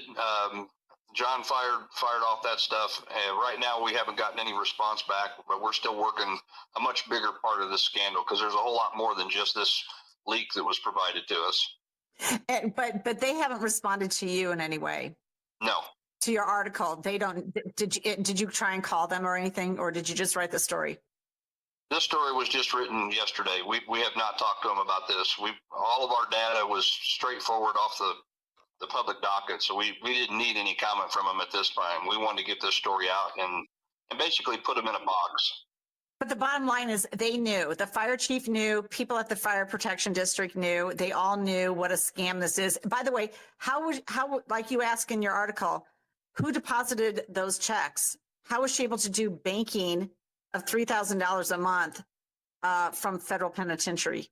Well, therein lies future FOIAs for copies of the front and back of the canceled checks, because we want to know where they're being deposited, who's signing it or endorsing that check. And wouldn't it be ironic to find out all this was being done from inside a federal prison? You just can't make this up. And then on top of it, she's a diversity consultant for a fire protection district. Correct. Does every single freaking government in the state of Illinois have their own diversity consultant and waste taxpayer money? What was she doing? How about FOIA her presentations, FOIA her work product? Was she doing Zoom consulting from the prison? I mean, this is laughable. You're describing the rabbit hole, Jeannie. There's so many questions that need to be answered on this. It's sad. We didn't need diversity people in a fire district for the last 50 or 60 or 70 years or ever. Why do we need them now? This is such a scam. Oh, you know what? I can't wait too. I can't wait for, the Chicago Tribune and WBEZ and their investigative reporter teams now picking up on this story and making hay out of it when it was all your work, because these people, they don't care to really investigate scams going on in the state of Illinois until it becomes a blow up, just like in Dalton from your work. It's just remarkable. That's how I see it. It's kind of like the Lincoln Way District 210 story. When we busted all that out, lo and behold, it wasn't very long the mainstream media was taking credit for being the first to report on it. Yeah.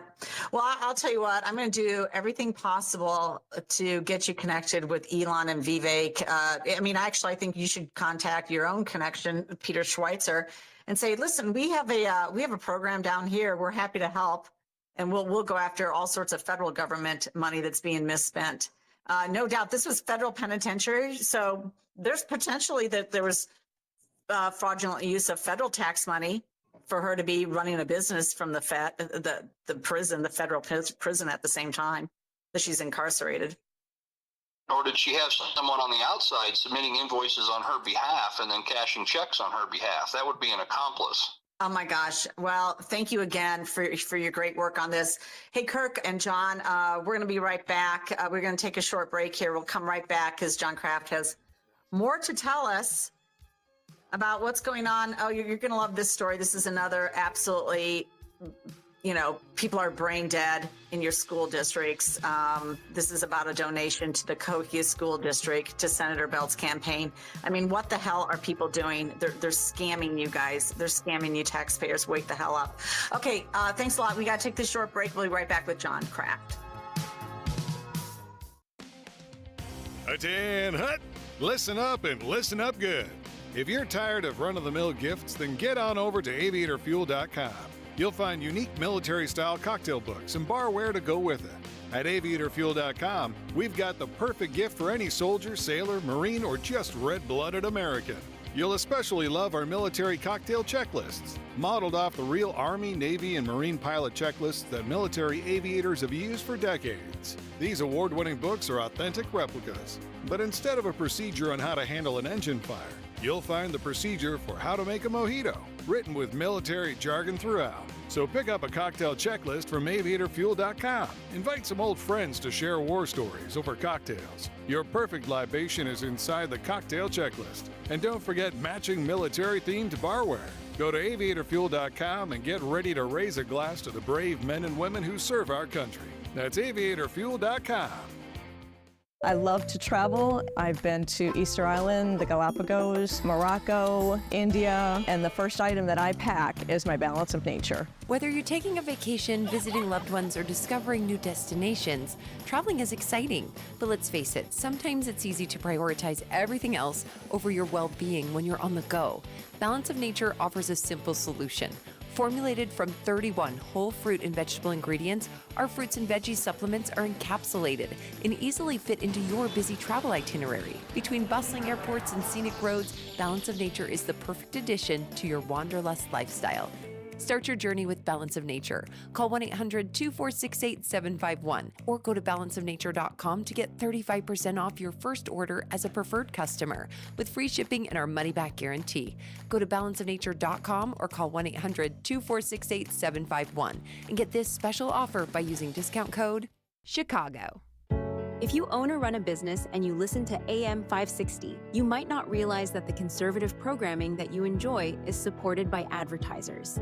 Our loyal listeners love to do business with the advertisers they hear every day on AM 560. Now, it probably won't surprise you that there are some businesses who avoid advertising with us because they don't like what we do here. And that's okay, because our audience wants to support businesses that support what we do and think like we think. We would love to have you join the list of successful companies who are already reaching new, like-minded customers. Most AM 560 advertisers have been here for years for one simple reason: they get results. Join our efforts to make a difference in the lives of our listeners who are passionate about supporting our great family of AM 560 advertisers. To learn more, just visit 560theanswer.com/advertise. That's 560theanswer.com/advertise. AM 560, The Answer. You're listening to The Real Story with your host, Jeannie Ives. Welcome back to The Real Story. Now we will turn to the other Edgar County Watchdog, founding member John Kraft. John, this is another one of those stories that just makes your head spin if you know anything about campaign finance, period. But I guess I'm not surprised. I'm sure this has happened before. These guys got caught. But you know, it's very concerning to me. These school districts are out of control and they will spend your money on anything they want to curry favor with any politician that they want to curry favor with. But the fact that they actually spent money for a golf outing, for a political event, like what the hell? Do they not know the rules? Anyway, go ahead. Tell my audience the whole story, because this is something they need to be aware of and they need to look for when they're dealing with their own school districts. Well, thanks for having us, Jeannie. This one deals with the Cahokia Unit School District 187 down in, I think it's now considered Cahokia Heights. A couple of years ago, they passed a referendum and combined 2 or 3 of the cities or villages into one, and now it's called Cahokia Heights, but it's still the Cahokia School District. We routinely review D2s using the state election database for contributions, and we use keywords like district, school, village, and find out what public bodies are making campaign contributions to political figures. And then we send them emails and FOIA requests for information on the contributions. Two of them this year turned out to be, they were just simply a refund of a security deposit for an event that was held at their location. Like park districts do it all the time. They let anybody use a facility with a provided security deposit. They get a deposit back if no damage was done, but then the campaign recorded it as a contribution. Well, it wasn't really a contribution, and that's fine. But this one's different. These guys sent 4 employees of the school district to a golf outing and paid $800 to the Friends of Christopher Belt, Senator Christopher Belt campaign committee. And it was reported by the campaign as a donation or a contribution by the school district. You'd think the campaign staff would know ahead of time when you get something like that, they should just automatically return it. But that's not what happened. So I sent a FOIA request to the school district. They responded with all the records, but they disputed my characterization of the contribution that the school district provided. I only asked for a copy of everything related to the contribution/donation to the campaign. How would they dispute my characterization of it unless they knew they shouldn't have done to begin with? So anyway, there was an invoice. 4 employees attended the golf tournament. There's a quick pay request for the check. There's an email about the golf tournament from Christopher Belt to the school district employees at their school district email address. And there was a flyer about the golf tournament. Clearly indicates that it was a campaign event, that the Friends of Senator Christopher Belt sponsored the event, and they paid him $800. It's a little bit ridiculous. So I sent an email back to him and asked Curtis McCall Jr., who's the school superintendent, and I asked Christopher Belt to return that money back to the school district, and they haven't responded yet. But I also asked the Democrat, I think it's part of the campaign, IllinoisSenateDems.org, whoever the contact person was there. The very next day, that person responded and said that the campaign or the contribution will be returned by Senator Belt's committee. So it's just beyond me, number one, how they could even think of making a donation to begin with. What school board reviewed it, school board members, because it's not listed on any of their meeting minutes. And why did they not respond to me, but somebody from the Democrat staff did? Yeah, no, it's all confusing. But first of all, why did Senator Belt's campaign send a request for participation in a political event to the school district, period, full stop? Why? You're right. Maybe I need to FOIA request all emails from any political figure down there to members of the school. I think so. And it's really not unusual. It's not unusual that we find that these things happen. What's unusual is them not automatically refunding the money when it's brought to their attention. Southern Illinois University did that several years ago, probably a decade ago, and I sent a FOIA in for the receipt, and their response was, "Here's the documents and here's the check. Well, once you brought it to our attention through this FOIA request, and we got our money back." Well, there seems to be no internal controls either. Like, this is a pretty obvious thing for a school district accountant or whoever's cutting the checks to have a checklist that says, oh, we don't donate to a political campaign, and anything with any senator, representative, county commissioner, anybody with any name like that in it. Friends of, Senator Belt, I don't even know what his campaign committee is named, but I mean, that's an automatic flag that I'm going to check before I cut a check to them. I'm going to look into this a little bit further. But you can't depend on government to do the right thing in this state in almost every occasion. No, but they're getting better slowly. They're getting better. They realize we're not going away, and when we ask them something, we already know the answer. That's probably why the woman up at the Senate Dems responded the very next day saying they were going to refund the money. Unfortunately, sometimes it's like pulling teeth to get a simple response from a public body. The school district never responded. Curtis McCall Jr. never responded. Senator Belt never responded. Well, and that's shameful too. We wrote about Senator Belt when he first ran for office. Yeah, let's just hold it right there. I mean, that's really shameful. He couldn't respond, admit that he did something incorrectly, and then do something about it. But here's the sad thing also, John. The fact that you and Kirk actually have to do all this work for 7,000 units of government in the entire state of Illinois. Almost nobody else is doing the work that you do. There's very few citizens that have the wherewithal, the relentlessness, the dedication to ferreting out the fraud, waste, and abuse that we see, and that you guys actually find news stories on every single week.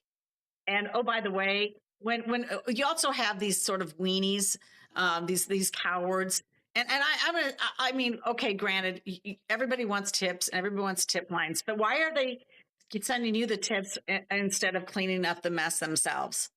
I mean, granted, if they're on the inside, maybe you want to keep them on the inside. I get that. But it doesn't feel like everybody goes to you as the answer machines when they didn't need to.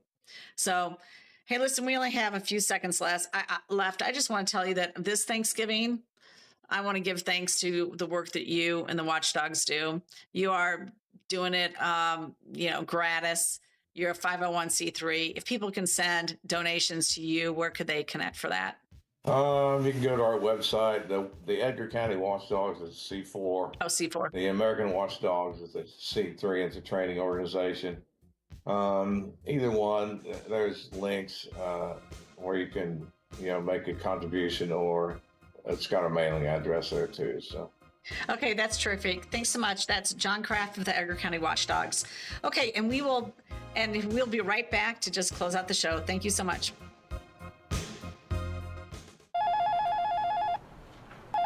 Quick delivery service. What do you need delivered today? Hi, I'm trying to work through a last-minute to-do list for my boss. Can you deliver a hard drive to the Loop in Chicago? We can deliver that today. Okay, can you deliver 20 boxes to a client in Rockford? We can deliver that today. Can you deliver 12 pallets of tile to our customer in Naperville? We can deliver that today. Can you deliver a large envelope to Northbrook? We can deliver that today. Oh my gosh, I think my water just broke. Can you? We cannot deliver that. Quick Delivery Service delivers your package no matter the size. More than just a messenger service, Quick Delivery Service is a messenger and trucking service that can also provide scheduled routes for your daily delivery or your air shipment. Trucks are equipped to handle the load and provide ground-level service for same-day delivery. The Quick Delivery Service team of safe, licensed professionals can provide quick door-to-door service for your special delivery. QuickDelivery.com. That's QuickDelivery.com. We deliver that today.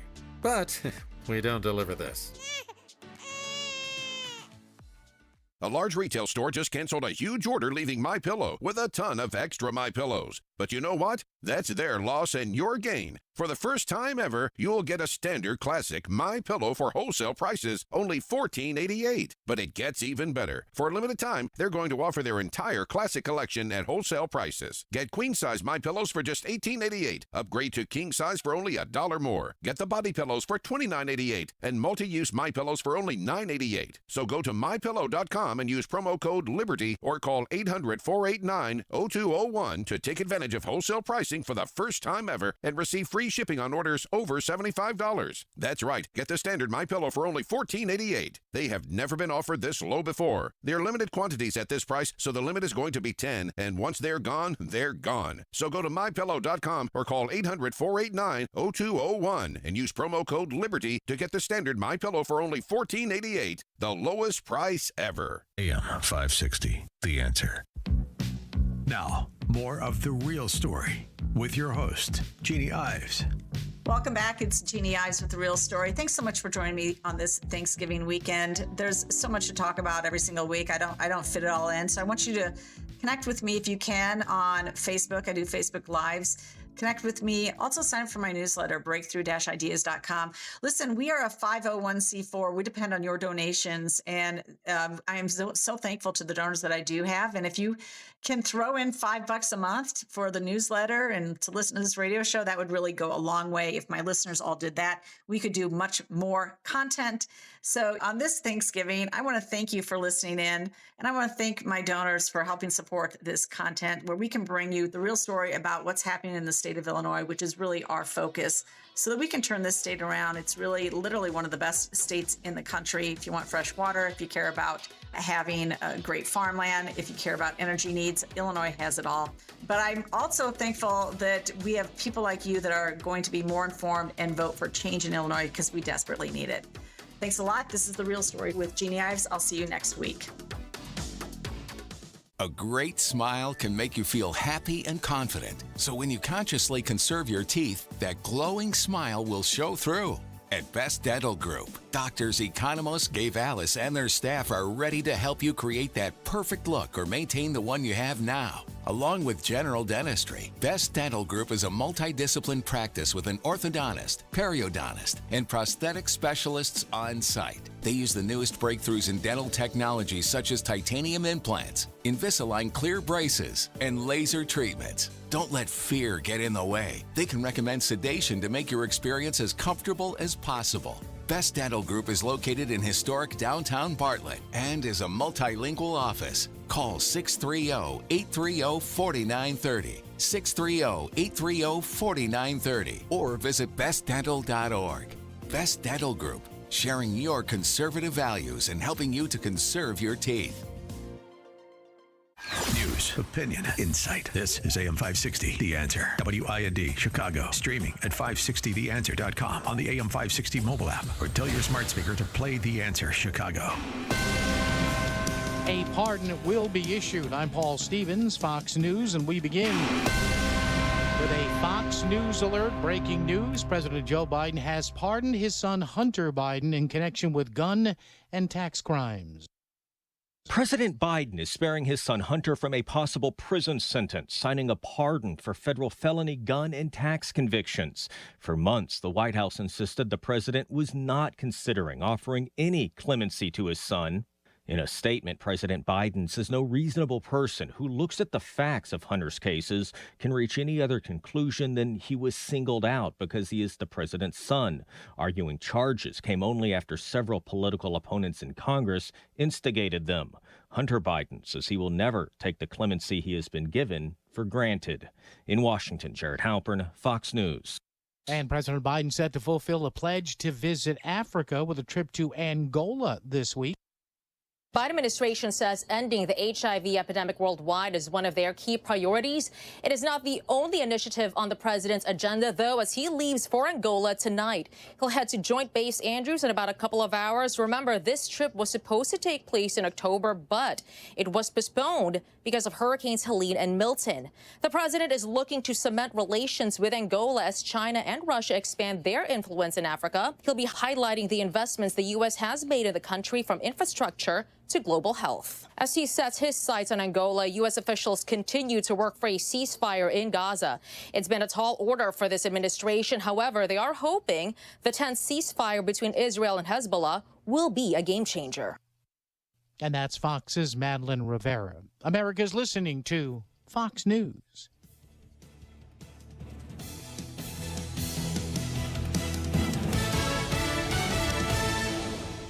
Now, your official weather forecast. Tonight, clear and cold. We'll see a low of 18. Tomorrow, cold with times of clouds and sun, high 31. Tomorrow night, mainly clear and cold with a low of 22. Tuesday, partly sunny and chilly, high 32. Tuesday night, cloudy, low 29. Wednesday, mostly cloudy and windy with a high of 39. Wednesday night, breezy and colder with clearing and a low of 16. I'm Jillian Ford on AM 560, The Answer. Get the latest weather, traffic, and news updates online at 560theanswer.com. Charlie Kirk says the Trump team is ready. We have a mandate this time. Popular vote, electoral vote. It's completely different. You have a Trump team that is prepared for the saboteurs. In 2016, 2017, DC wasn't afraid of Trump. They were kind of confused. How did this guy win? How do we do this? Now there is legitimate fear. The Charlie Kirk Show. Afternoons at 1, right before Sebastian Gorka at 3 on AM 560. The Answer. If you own or run a business and you listen to AM 560, you might not realize that the conservative programming that you enjoy is supported by advertisers. Our loyal listeners love to do business with the advertisers they hear every day on AM 560. Now, it probably won't surprise you that there are some businesses who avoid advertising with us because they don't like what we do here. And that's okay, because our audience wants to support businesses that support what we do and think like we think. We would love to have you join the list of successful companies who are already reaching new, like-minded customers. Most AM 560 advertisers have been here for years for one simple reason: they get results. Join our efforts to make a difference in the lives of our listeners who are passionate about supporting our great family of AM 560 advertisers. To learn more, just visit 560theanswer.com/advertise. That's 560theanswer.com/advertise. My name is Dr. Joe Mealy. I've been a dentist for 56 years, and I'm a certified nutritional consultant. I started taking Balance of Nature 15 years ago. I think most people think when they eat fruits and vegetables, this is their idea of fruits and vegetables. I had an apple today. I had a pear today. I had a banana. That's their fruits and vegetables. They don't understand that each one of those fruits and vegetables has different nutrients than the others. Balance of Nature has made a significant difference in my life, in my wife's life. I feel we're on this earth to help each other, and if other people can benefit from my experience, I think that would be one of the best ways I could justify still being here at 81. Go to balanceofnature.com and get 35% off with your first order as a preferred customer by using discount code CHICAGO. This is Hugh Hewitt for townhall.com. Are you worried about the national debt? Are the younger voters in your life concerned? The national debt of the United States is approximately $36 trillion. The interest alone on that debt is almost $2 billion a day, a figure that is expected to double over the next decade. We all ought to be concerned. But it's not going to get easier because the electorate just does not care about the national debt. If the debt alarms you, figure out a way to express the risk it poses to the future generations. The way the climate alarmists have persuaded millennials, Generation Z and Generation Alpha, that the future is dark because the planet is going to cook. Young voters worry about getting jobs, buying first homes, or about the climate. Don't expect them, much less the beneficiaries of entitlements, to demand fiscal responsibility unless and until Congress at least makes a show of shaving off the obvious fat. I'm Hugh Hewitt.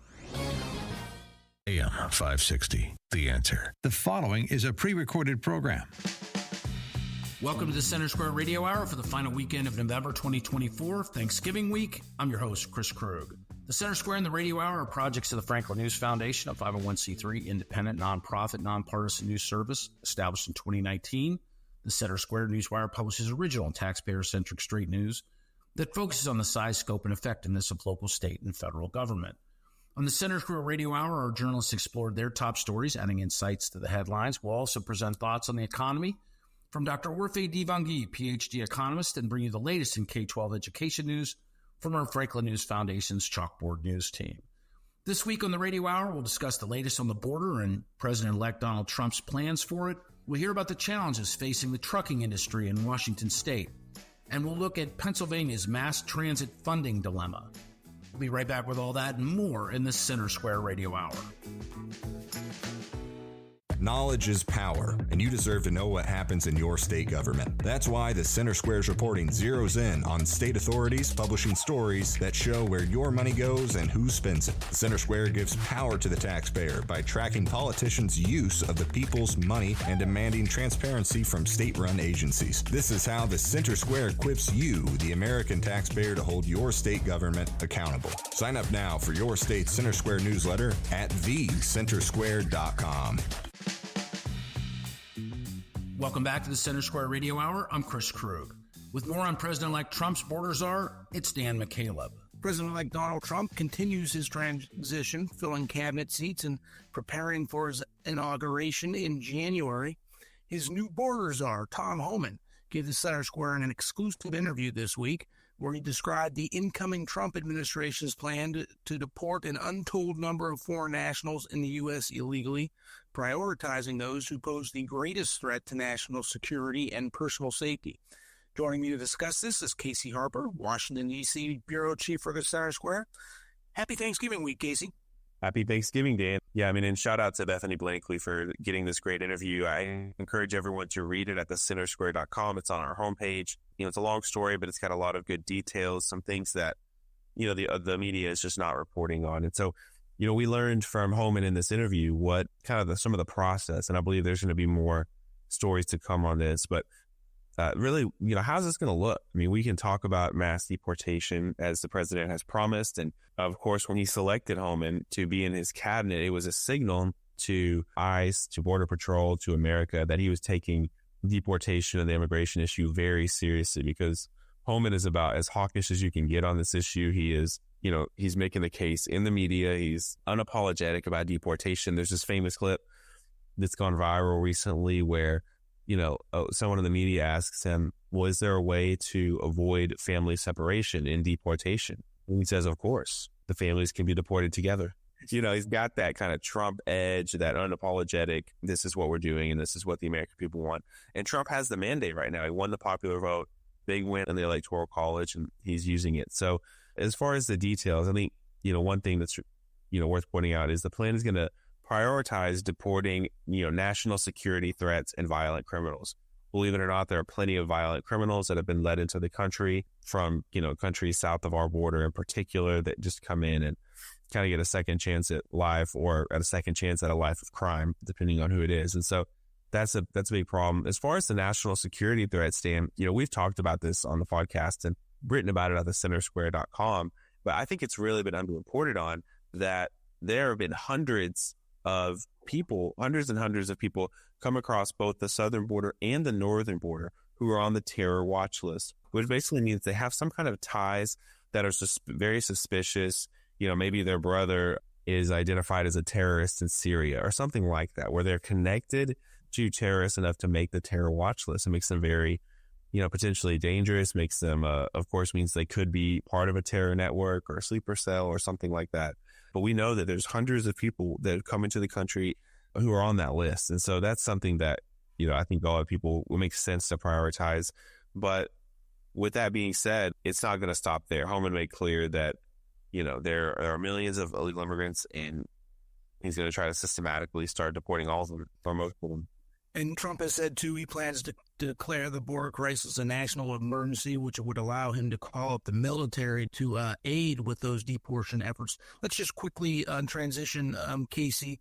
Another thing that Trump has said he's going to do is impose tariffs on goods that are imported into the country. There's some new news on that this week as well. Yeah, that's right. Trump announced basically that released a statement. Who knows how much he's communicating with these countries, but he released a statement saying that he's, on day one, January 20th, he's going to basically enforce, announce, create, enact a 25% tariff. 25% is very large on all products coming into the United States from Canada and Mexico until they do, what's needed to solve the border crisis that's allowing all the fentanyl and the millions of migrants to come in through the country. So, of course, I wonder, Dan, if this is, I'm interested to hear what you think. I think this could just be a great negotiating tactic that we may never actually see this tariff enforced, because we could easily see on, January 22nd, Trump says, I've been in talks with Canada and Mexico. They've agreed to, we're going to reinstate remain in Mexico. They're putting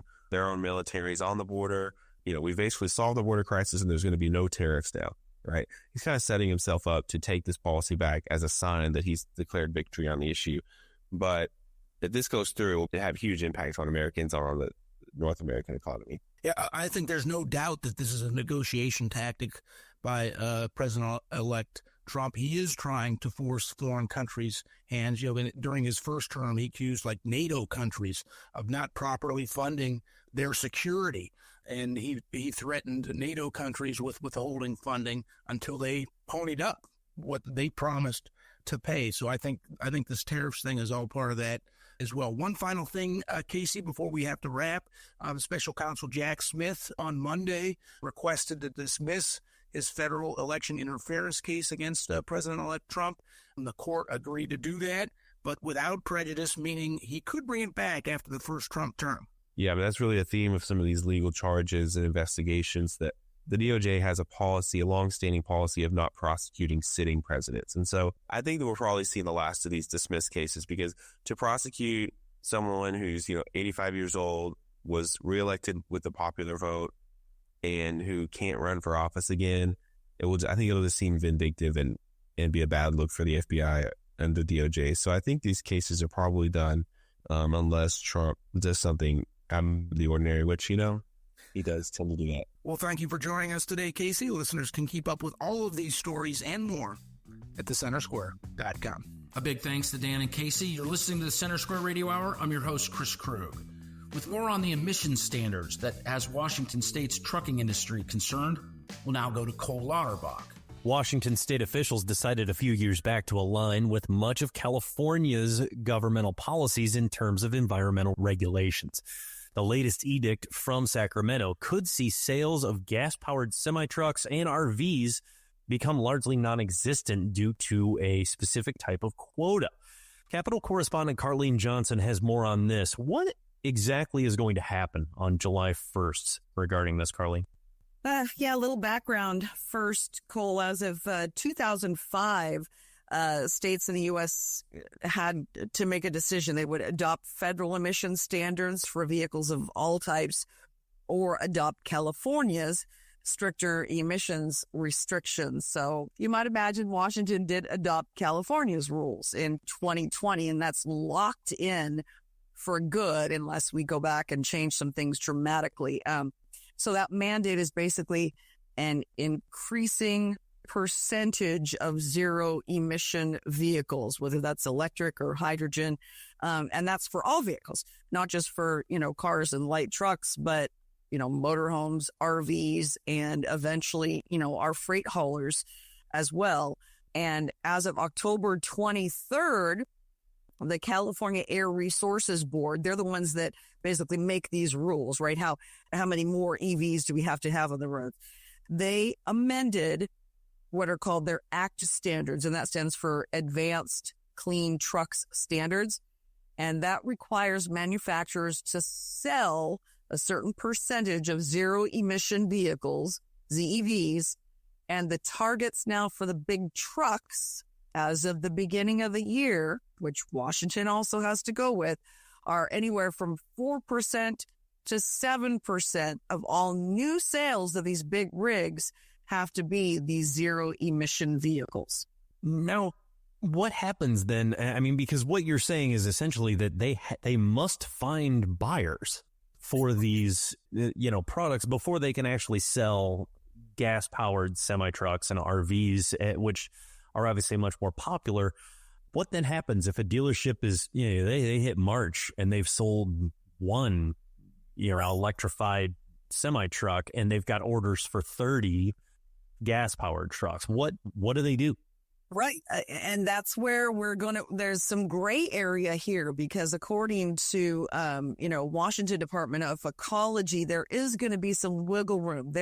Their response to me in working on this story was to say, no, they're going to have a little bit of time. They won't first have to meet the zero, emission vehicles targets before they can sell diesel vehicles on their lot.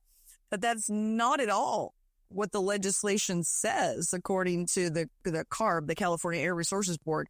That's not what that says. And if Washington has in fact adopted those, perhaps Ecology now is going back and giving some wiggle room. The big problem is, they can't even find these vehicles to purchase. Yeah. They're so much more expensive. I mean, Tesla in the last couple of years has come out with the cheapest of the big freight haulers that are electric vehicle haulers. There's like anywhere from $200,000 to $250,000. There's not a ton of them out there on the road. You can't find them. And not only that, none of the haulers in Washington state at this point seem to really want them because we don't have the infrastructure for them. Where are you going to go and charge this vehicle when you're driving across I-90 on your way to Idaho, Montana, and beyond, and you've gone your 250 miles and you got to stop and charge up? Where's your big charging depot? They have those in California. They don't have those big truck hauler charging depots in Washington, certainly not Idaho or Montana, right, where they haven't adopted these stricter standards. So the infrastructure is not there. The demand isn't there. So the Washington State Trucking Association is saying, please, give us some more time. There's no way we can meet these mandates come first of the year. And the big thing about this, too, that even if you're not an over-the-road truck driver or own a trucking company or a dealership, this will reach out and touch you, because everything you find on a store shelf and much of what you get delivered to you via Amazon is showing up at those distribution centers and those grocery stores and apparel stores, those outlets. Those are all showing up on trucks. And if those trucks are not able to be replaced by, what these trucking companies do is they have leasing agreements with dealerships that are settled and planned years ahead because of an expectation that they will hit a certain mileage by that time. If that gets disrupted, you will see either a lack of available things, or you will see those available things become much, much more expensive. Yeah, I mean, a sort of a microcosm of that, if you will, was, 2117, the Climate Commitment Act here in Washington. We saw what that did with gas prices, absolutely impacted the price of, goods and services and everything else, not just filling up your gas tank, but, when you go to Walmart to buy a loaf of bread, everything is more expensive. And then you think about this too, the gal at the Trucking Association, Sherry Call, who's the CEO, she told me, she said, even at a fast charge, assuming we do have the infrastructure for these big trucks, even at a fast charge, it takes an hour and a half to charge up one of these big trucks. So you've got this hauler who's stopped on I-90 or I-82 or 395 or wherever in Eastern Washington, sitting there for 90 minutes charging versus stopping for, 20 minutes at the Love Truck station to fuel up and get a hot dog. Huge capacity loss. And so you're absolutely right. That's going to get passed on for goods and services, makes everything more expensive. It will end up as a disruption that we will definitely track. Thank you, Cole and Carlene. You've been listening to the Center Square Radio Hour. I'm your host, Chris Krug. With the latest on Pennsylvania's mass transit funding, it's Eliana Kernodle. State government covers more than half of operational costs for mass transit systems in Pennsylvania's largest cities. Notably, it's not rider fares or contributions from local taxing authorities. Joining me with more on this story is the Center Square's Pennsylvania editor, Kristen Smith. Kristen, how is mass transit in the state funded, and how does it compare to other states? In Pennsylvania, state government provides roughly 50% of the funding for SEPTA, which is the Southeastern Regional Transit Authority in the Philadelphia region and its suburbs. And that's light rail, buses, the subways, the traditional, when you think of mass transit that a city would have, that's what we're talking about here. Pittsburgh has their own version of this, and they get 58% of funding from the state. And of course, there's other smaller cities throughout the state that do have their own bus systems and things of that nature. But when you look at other really large cities, and we're talking in specific relation to Philadelphia and Pittsburgh, because truly they are our largest cities, and they are the only two that are comparable to the other large cities in our area, which would be New York City, going further north to Boston, and even if you look out as far west as Chicago. In those states, their contributions are much smaller, somewhere between 9% and 30%. And this came up because of the context surrounding recent infusions of money to SEPTA. They're deep in the red as far as their operating budget goes, and they've been lobbying the legislature for more money for several years now. Things got worse after the pandemic when riders just did not come back. Some of the reasons would be changing patterns and where people are actually working. Are they working at home? Are they working in the city? And then there's also concerns about crime. There was a rising crime issue on SEPTA there for a while. At least it was more publicized than it had been in the past. And so people had fears about that. And so that is something that SEPTA, rightly or wrongly, has been trying to recover from. At the same time, because they rely so much on the state for their funding, when it came to making up the deficit that they're in after federal pandemic money evaporated, when it came to that, they felt that they only really had two directions to go, and that was to raise fares for riders and to ask the state for more money. And so they had gotten themselves into a situation where they were looking at double-digit price increases in their fares, and it would be the first of several, and they still wouldn't know how to climb out of the hole that they're in. They were going to have to do service cuts and things that would really jeopardize the lifestyles of 800,000 people who ride it every day to get to work, to get to doctor's appointments, to the grocery store, to school. And so there's been this real tension there of, should we give them more money? And if we do, what does that mean for the rest of, the transportation infrastructure in Pennsylvania, namely its roads and bridges? The legislature is out of session right now. This is a conversation that was sort of ongoing. They didn't come to any kind of conclusion about it, but the governor has tried to at least bridge the gap until some agreement has been made. What has he done? On Friday, he announced that he would tell PennDOT to send $153 million from our federal highway funds to SEPTA as kind of a short-term fix until the legislature can come back next year in January and start coming up with a longer-term funding solution. This is on top of $80 million that the legislature did appropriate to SEPTA back in July with the last budget deal. And when Shapiro says that he wants the legislature to come up with a more permanent funding solution, who he's really talking to is Senate Republicans, because they control the Senate, Democrats control the House, and the House and Shapiro had agreed to 3 different proposals that would have boosted mass transit funding. At the top of that list is, for Shapiro, he wanted to spend $1.5 billion over the next 5 years on mass transit. And that's in addition to a lot of other spending priorities that he had. And Senate Republicans, they just will not go for a number that's high. Number one, because mass transit is a big problem for Philadelphia, for Pittsburgh, but we have some of the worst roads and bridges in the entire country, and we have a lot of them.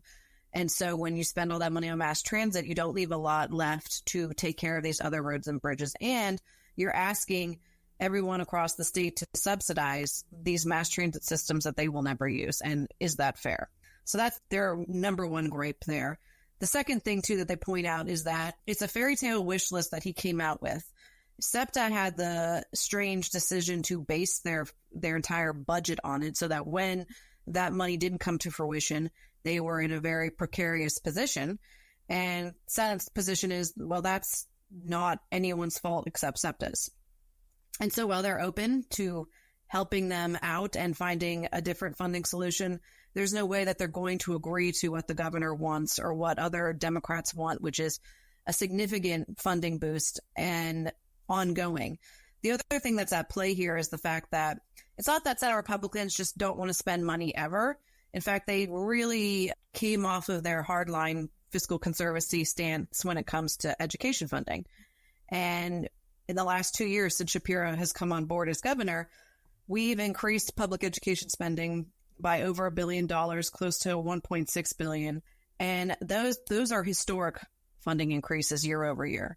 And so Senate leadership also points to that and says our pockets aren't that deep, and we spent the majority of what we had boosting education, which I think everyone agrees is something that is worthwhile, but you can't spend until we have nothing left. And then, of course, their concern is we're spending all this money, but are we going to make enough money next year and the year after that and the year after that to keep funding these things at the level that they're at? And has SEPTA done anything in the way of restructuring or re-examining their routes, making adjustments, anything like that? The Commonwealth Foundation, which is a conservative think tank based in Harrisburg, they actually did some looking into this and had said that for 60 years, SEPTA hadn't really looked at any of its service routes. And back in, I think, earlier this year or late last year, they finally did examine their bus routes, and they cut them down by 13% and then figured out which ones were considered frequent service. So that would make better use of the existing bus routes while getting rid of ones that nobody was using and that were costing money and obviously adding to the financial woes of the system. But there's other things that they could do. Senate Republicans really wanted them to kind of look inside of themselves and figure out why riders are reticent to go back, again, addressing crime concerns and safety and fair prices in general, and just really rethinking their entire structure, as it were, and finding more ways to save money, even if they couldn't find enough to bridge the gap that they are in, which I don't think anyone really expected them to. But even if they had made a concerted effort in good faith to do that, I think Senate Republicans would be more open to what Shapiro and the Democrats have to say about the situation. Commonwealth Foundation obviously backs them on this and is saying that SEPTA just hasn't done enough to show that it is truly trying to cut costs and be fair in that way, rather than just relying on the state to come up with more money. In broader context, too, it's not that the state is the only entity giving them a lot of money. In April, the Federal Transit Authority announced $600 million would be coming to Pennsylvania for mass transit efforts, and Philadelphia got $448 million of that, and Pittsburgh got another $83 million. So the large lion's share of this money went to Philadelphia to help them to modernize their systems, which would include designing new corridors, upgrading stations and tracks, things like that, to make it function better from an operational standpoint and just from a technical standpoint. So, critics, Republicans, Commonwealth Foundation, they're saying that SEPTA just isn't making the best use of what they've been given here, and that if they want more money from the state, then they really need to hold up their end of the bargain. Well, Kristen, thank you for your insights on this story. Listeners can keep up with this story and more at thecentersquare.com. Thanks to Eliana and Kristen for that update. That'll do it for the first half of the Center Square Radio Hour. After the break, we'll look at more top stories from across the nation. What is the latest in the trial of former Illinois House Speaker Michael Madigan?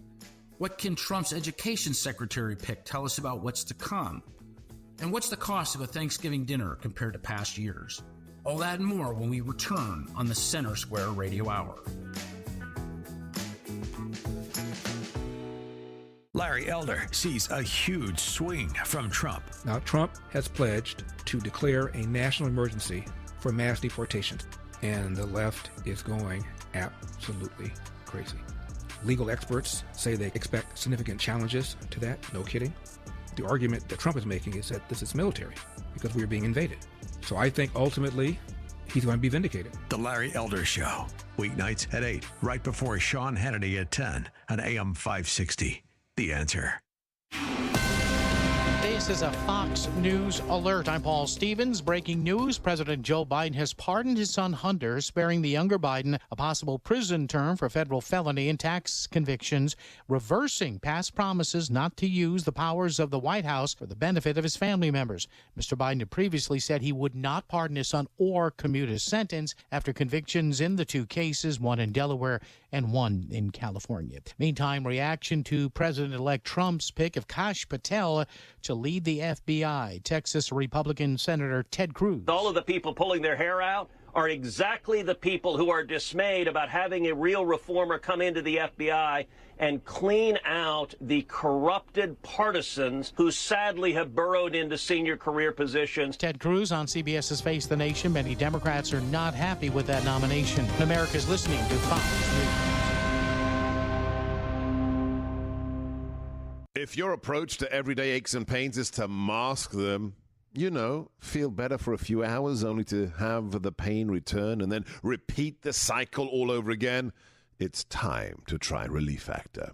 And the good news is Relief Factor makes that easy. Their 3-week quick start is just $19.95, less than $1 a day. Instead of masking pain, Relief Factor helps eliminate it. How? Well, its unique formula of ingredients helps support your body's response to inflammation. Relief Factor was developed by doctors. It's 100% drug-free, and for so many people, the results are game-changing. even life-changing. So give it a try. Right now, their 3-week quick start is just $19.95. Go to ReliefFactor.com or call 1-800-4RELIEF. That's 1-800-4RELIEF. See how in a few weeks or even days, Relief Factor can reduce your pain. When you feel better, life is just better. So don't mask pain. Fight it naturally with Relief Factor. AM 560, The Answer. Welcome back to the Center Square Radio Hour. I'm Chris Krug. In just a minute, we'll take a look at the Madigan trial out of Illinois. We'll hear about President Trump's Secretary of Education pick, and we'll discuss an economic question that hit close to home this week, the cost of Thanksgiving dinner. You can find more stories like these from all across the country at thecentersquare.com. We'll be right back with more on the Center Square Radio Hour. Are you tired of news that puts politics over people?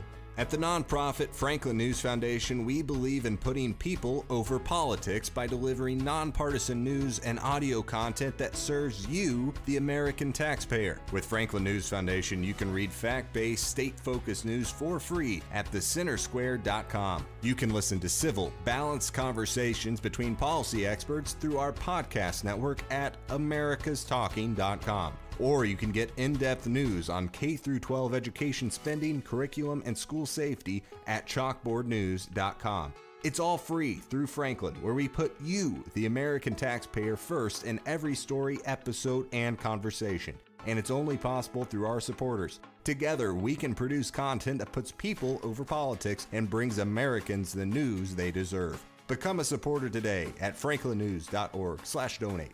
Once again, that's franklinnews.org/donate. Welcome back to the Center Square Radio Hour. I'm Chris Krug. With more on the trial of former Illinois House Speaker Michael Madigan, let's go back to Dan McCaleb. The federal corruption trial of longtime former Illinois House Speaker Michael Madigan is wrapping up its 8th week, and there were some significant developments. Prosecutors introduced secretly recorded audio and video between Madigan and former Chicago Alderman Daniel Solis, who began cooperating with federal investigators in 2016.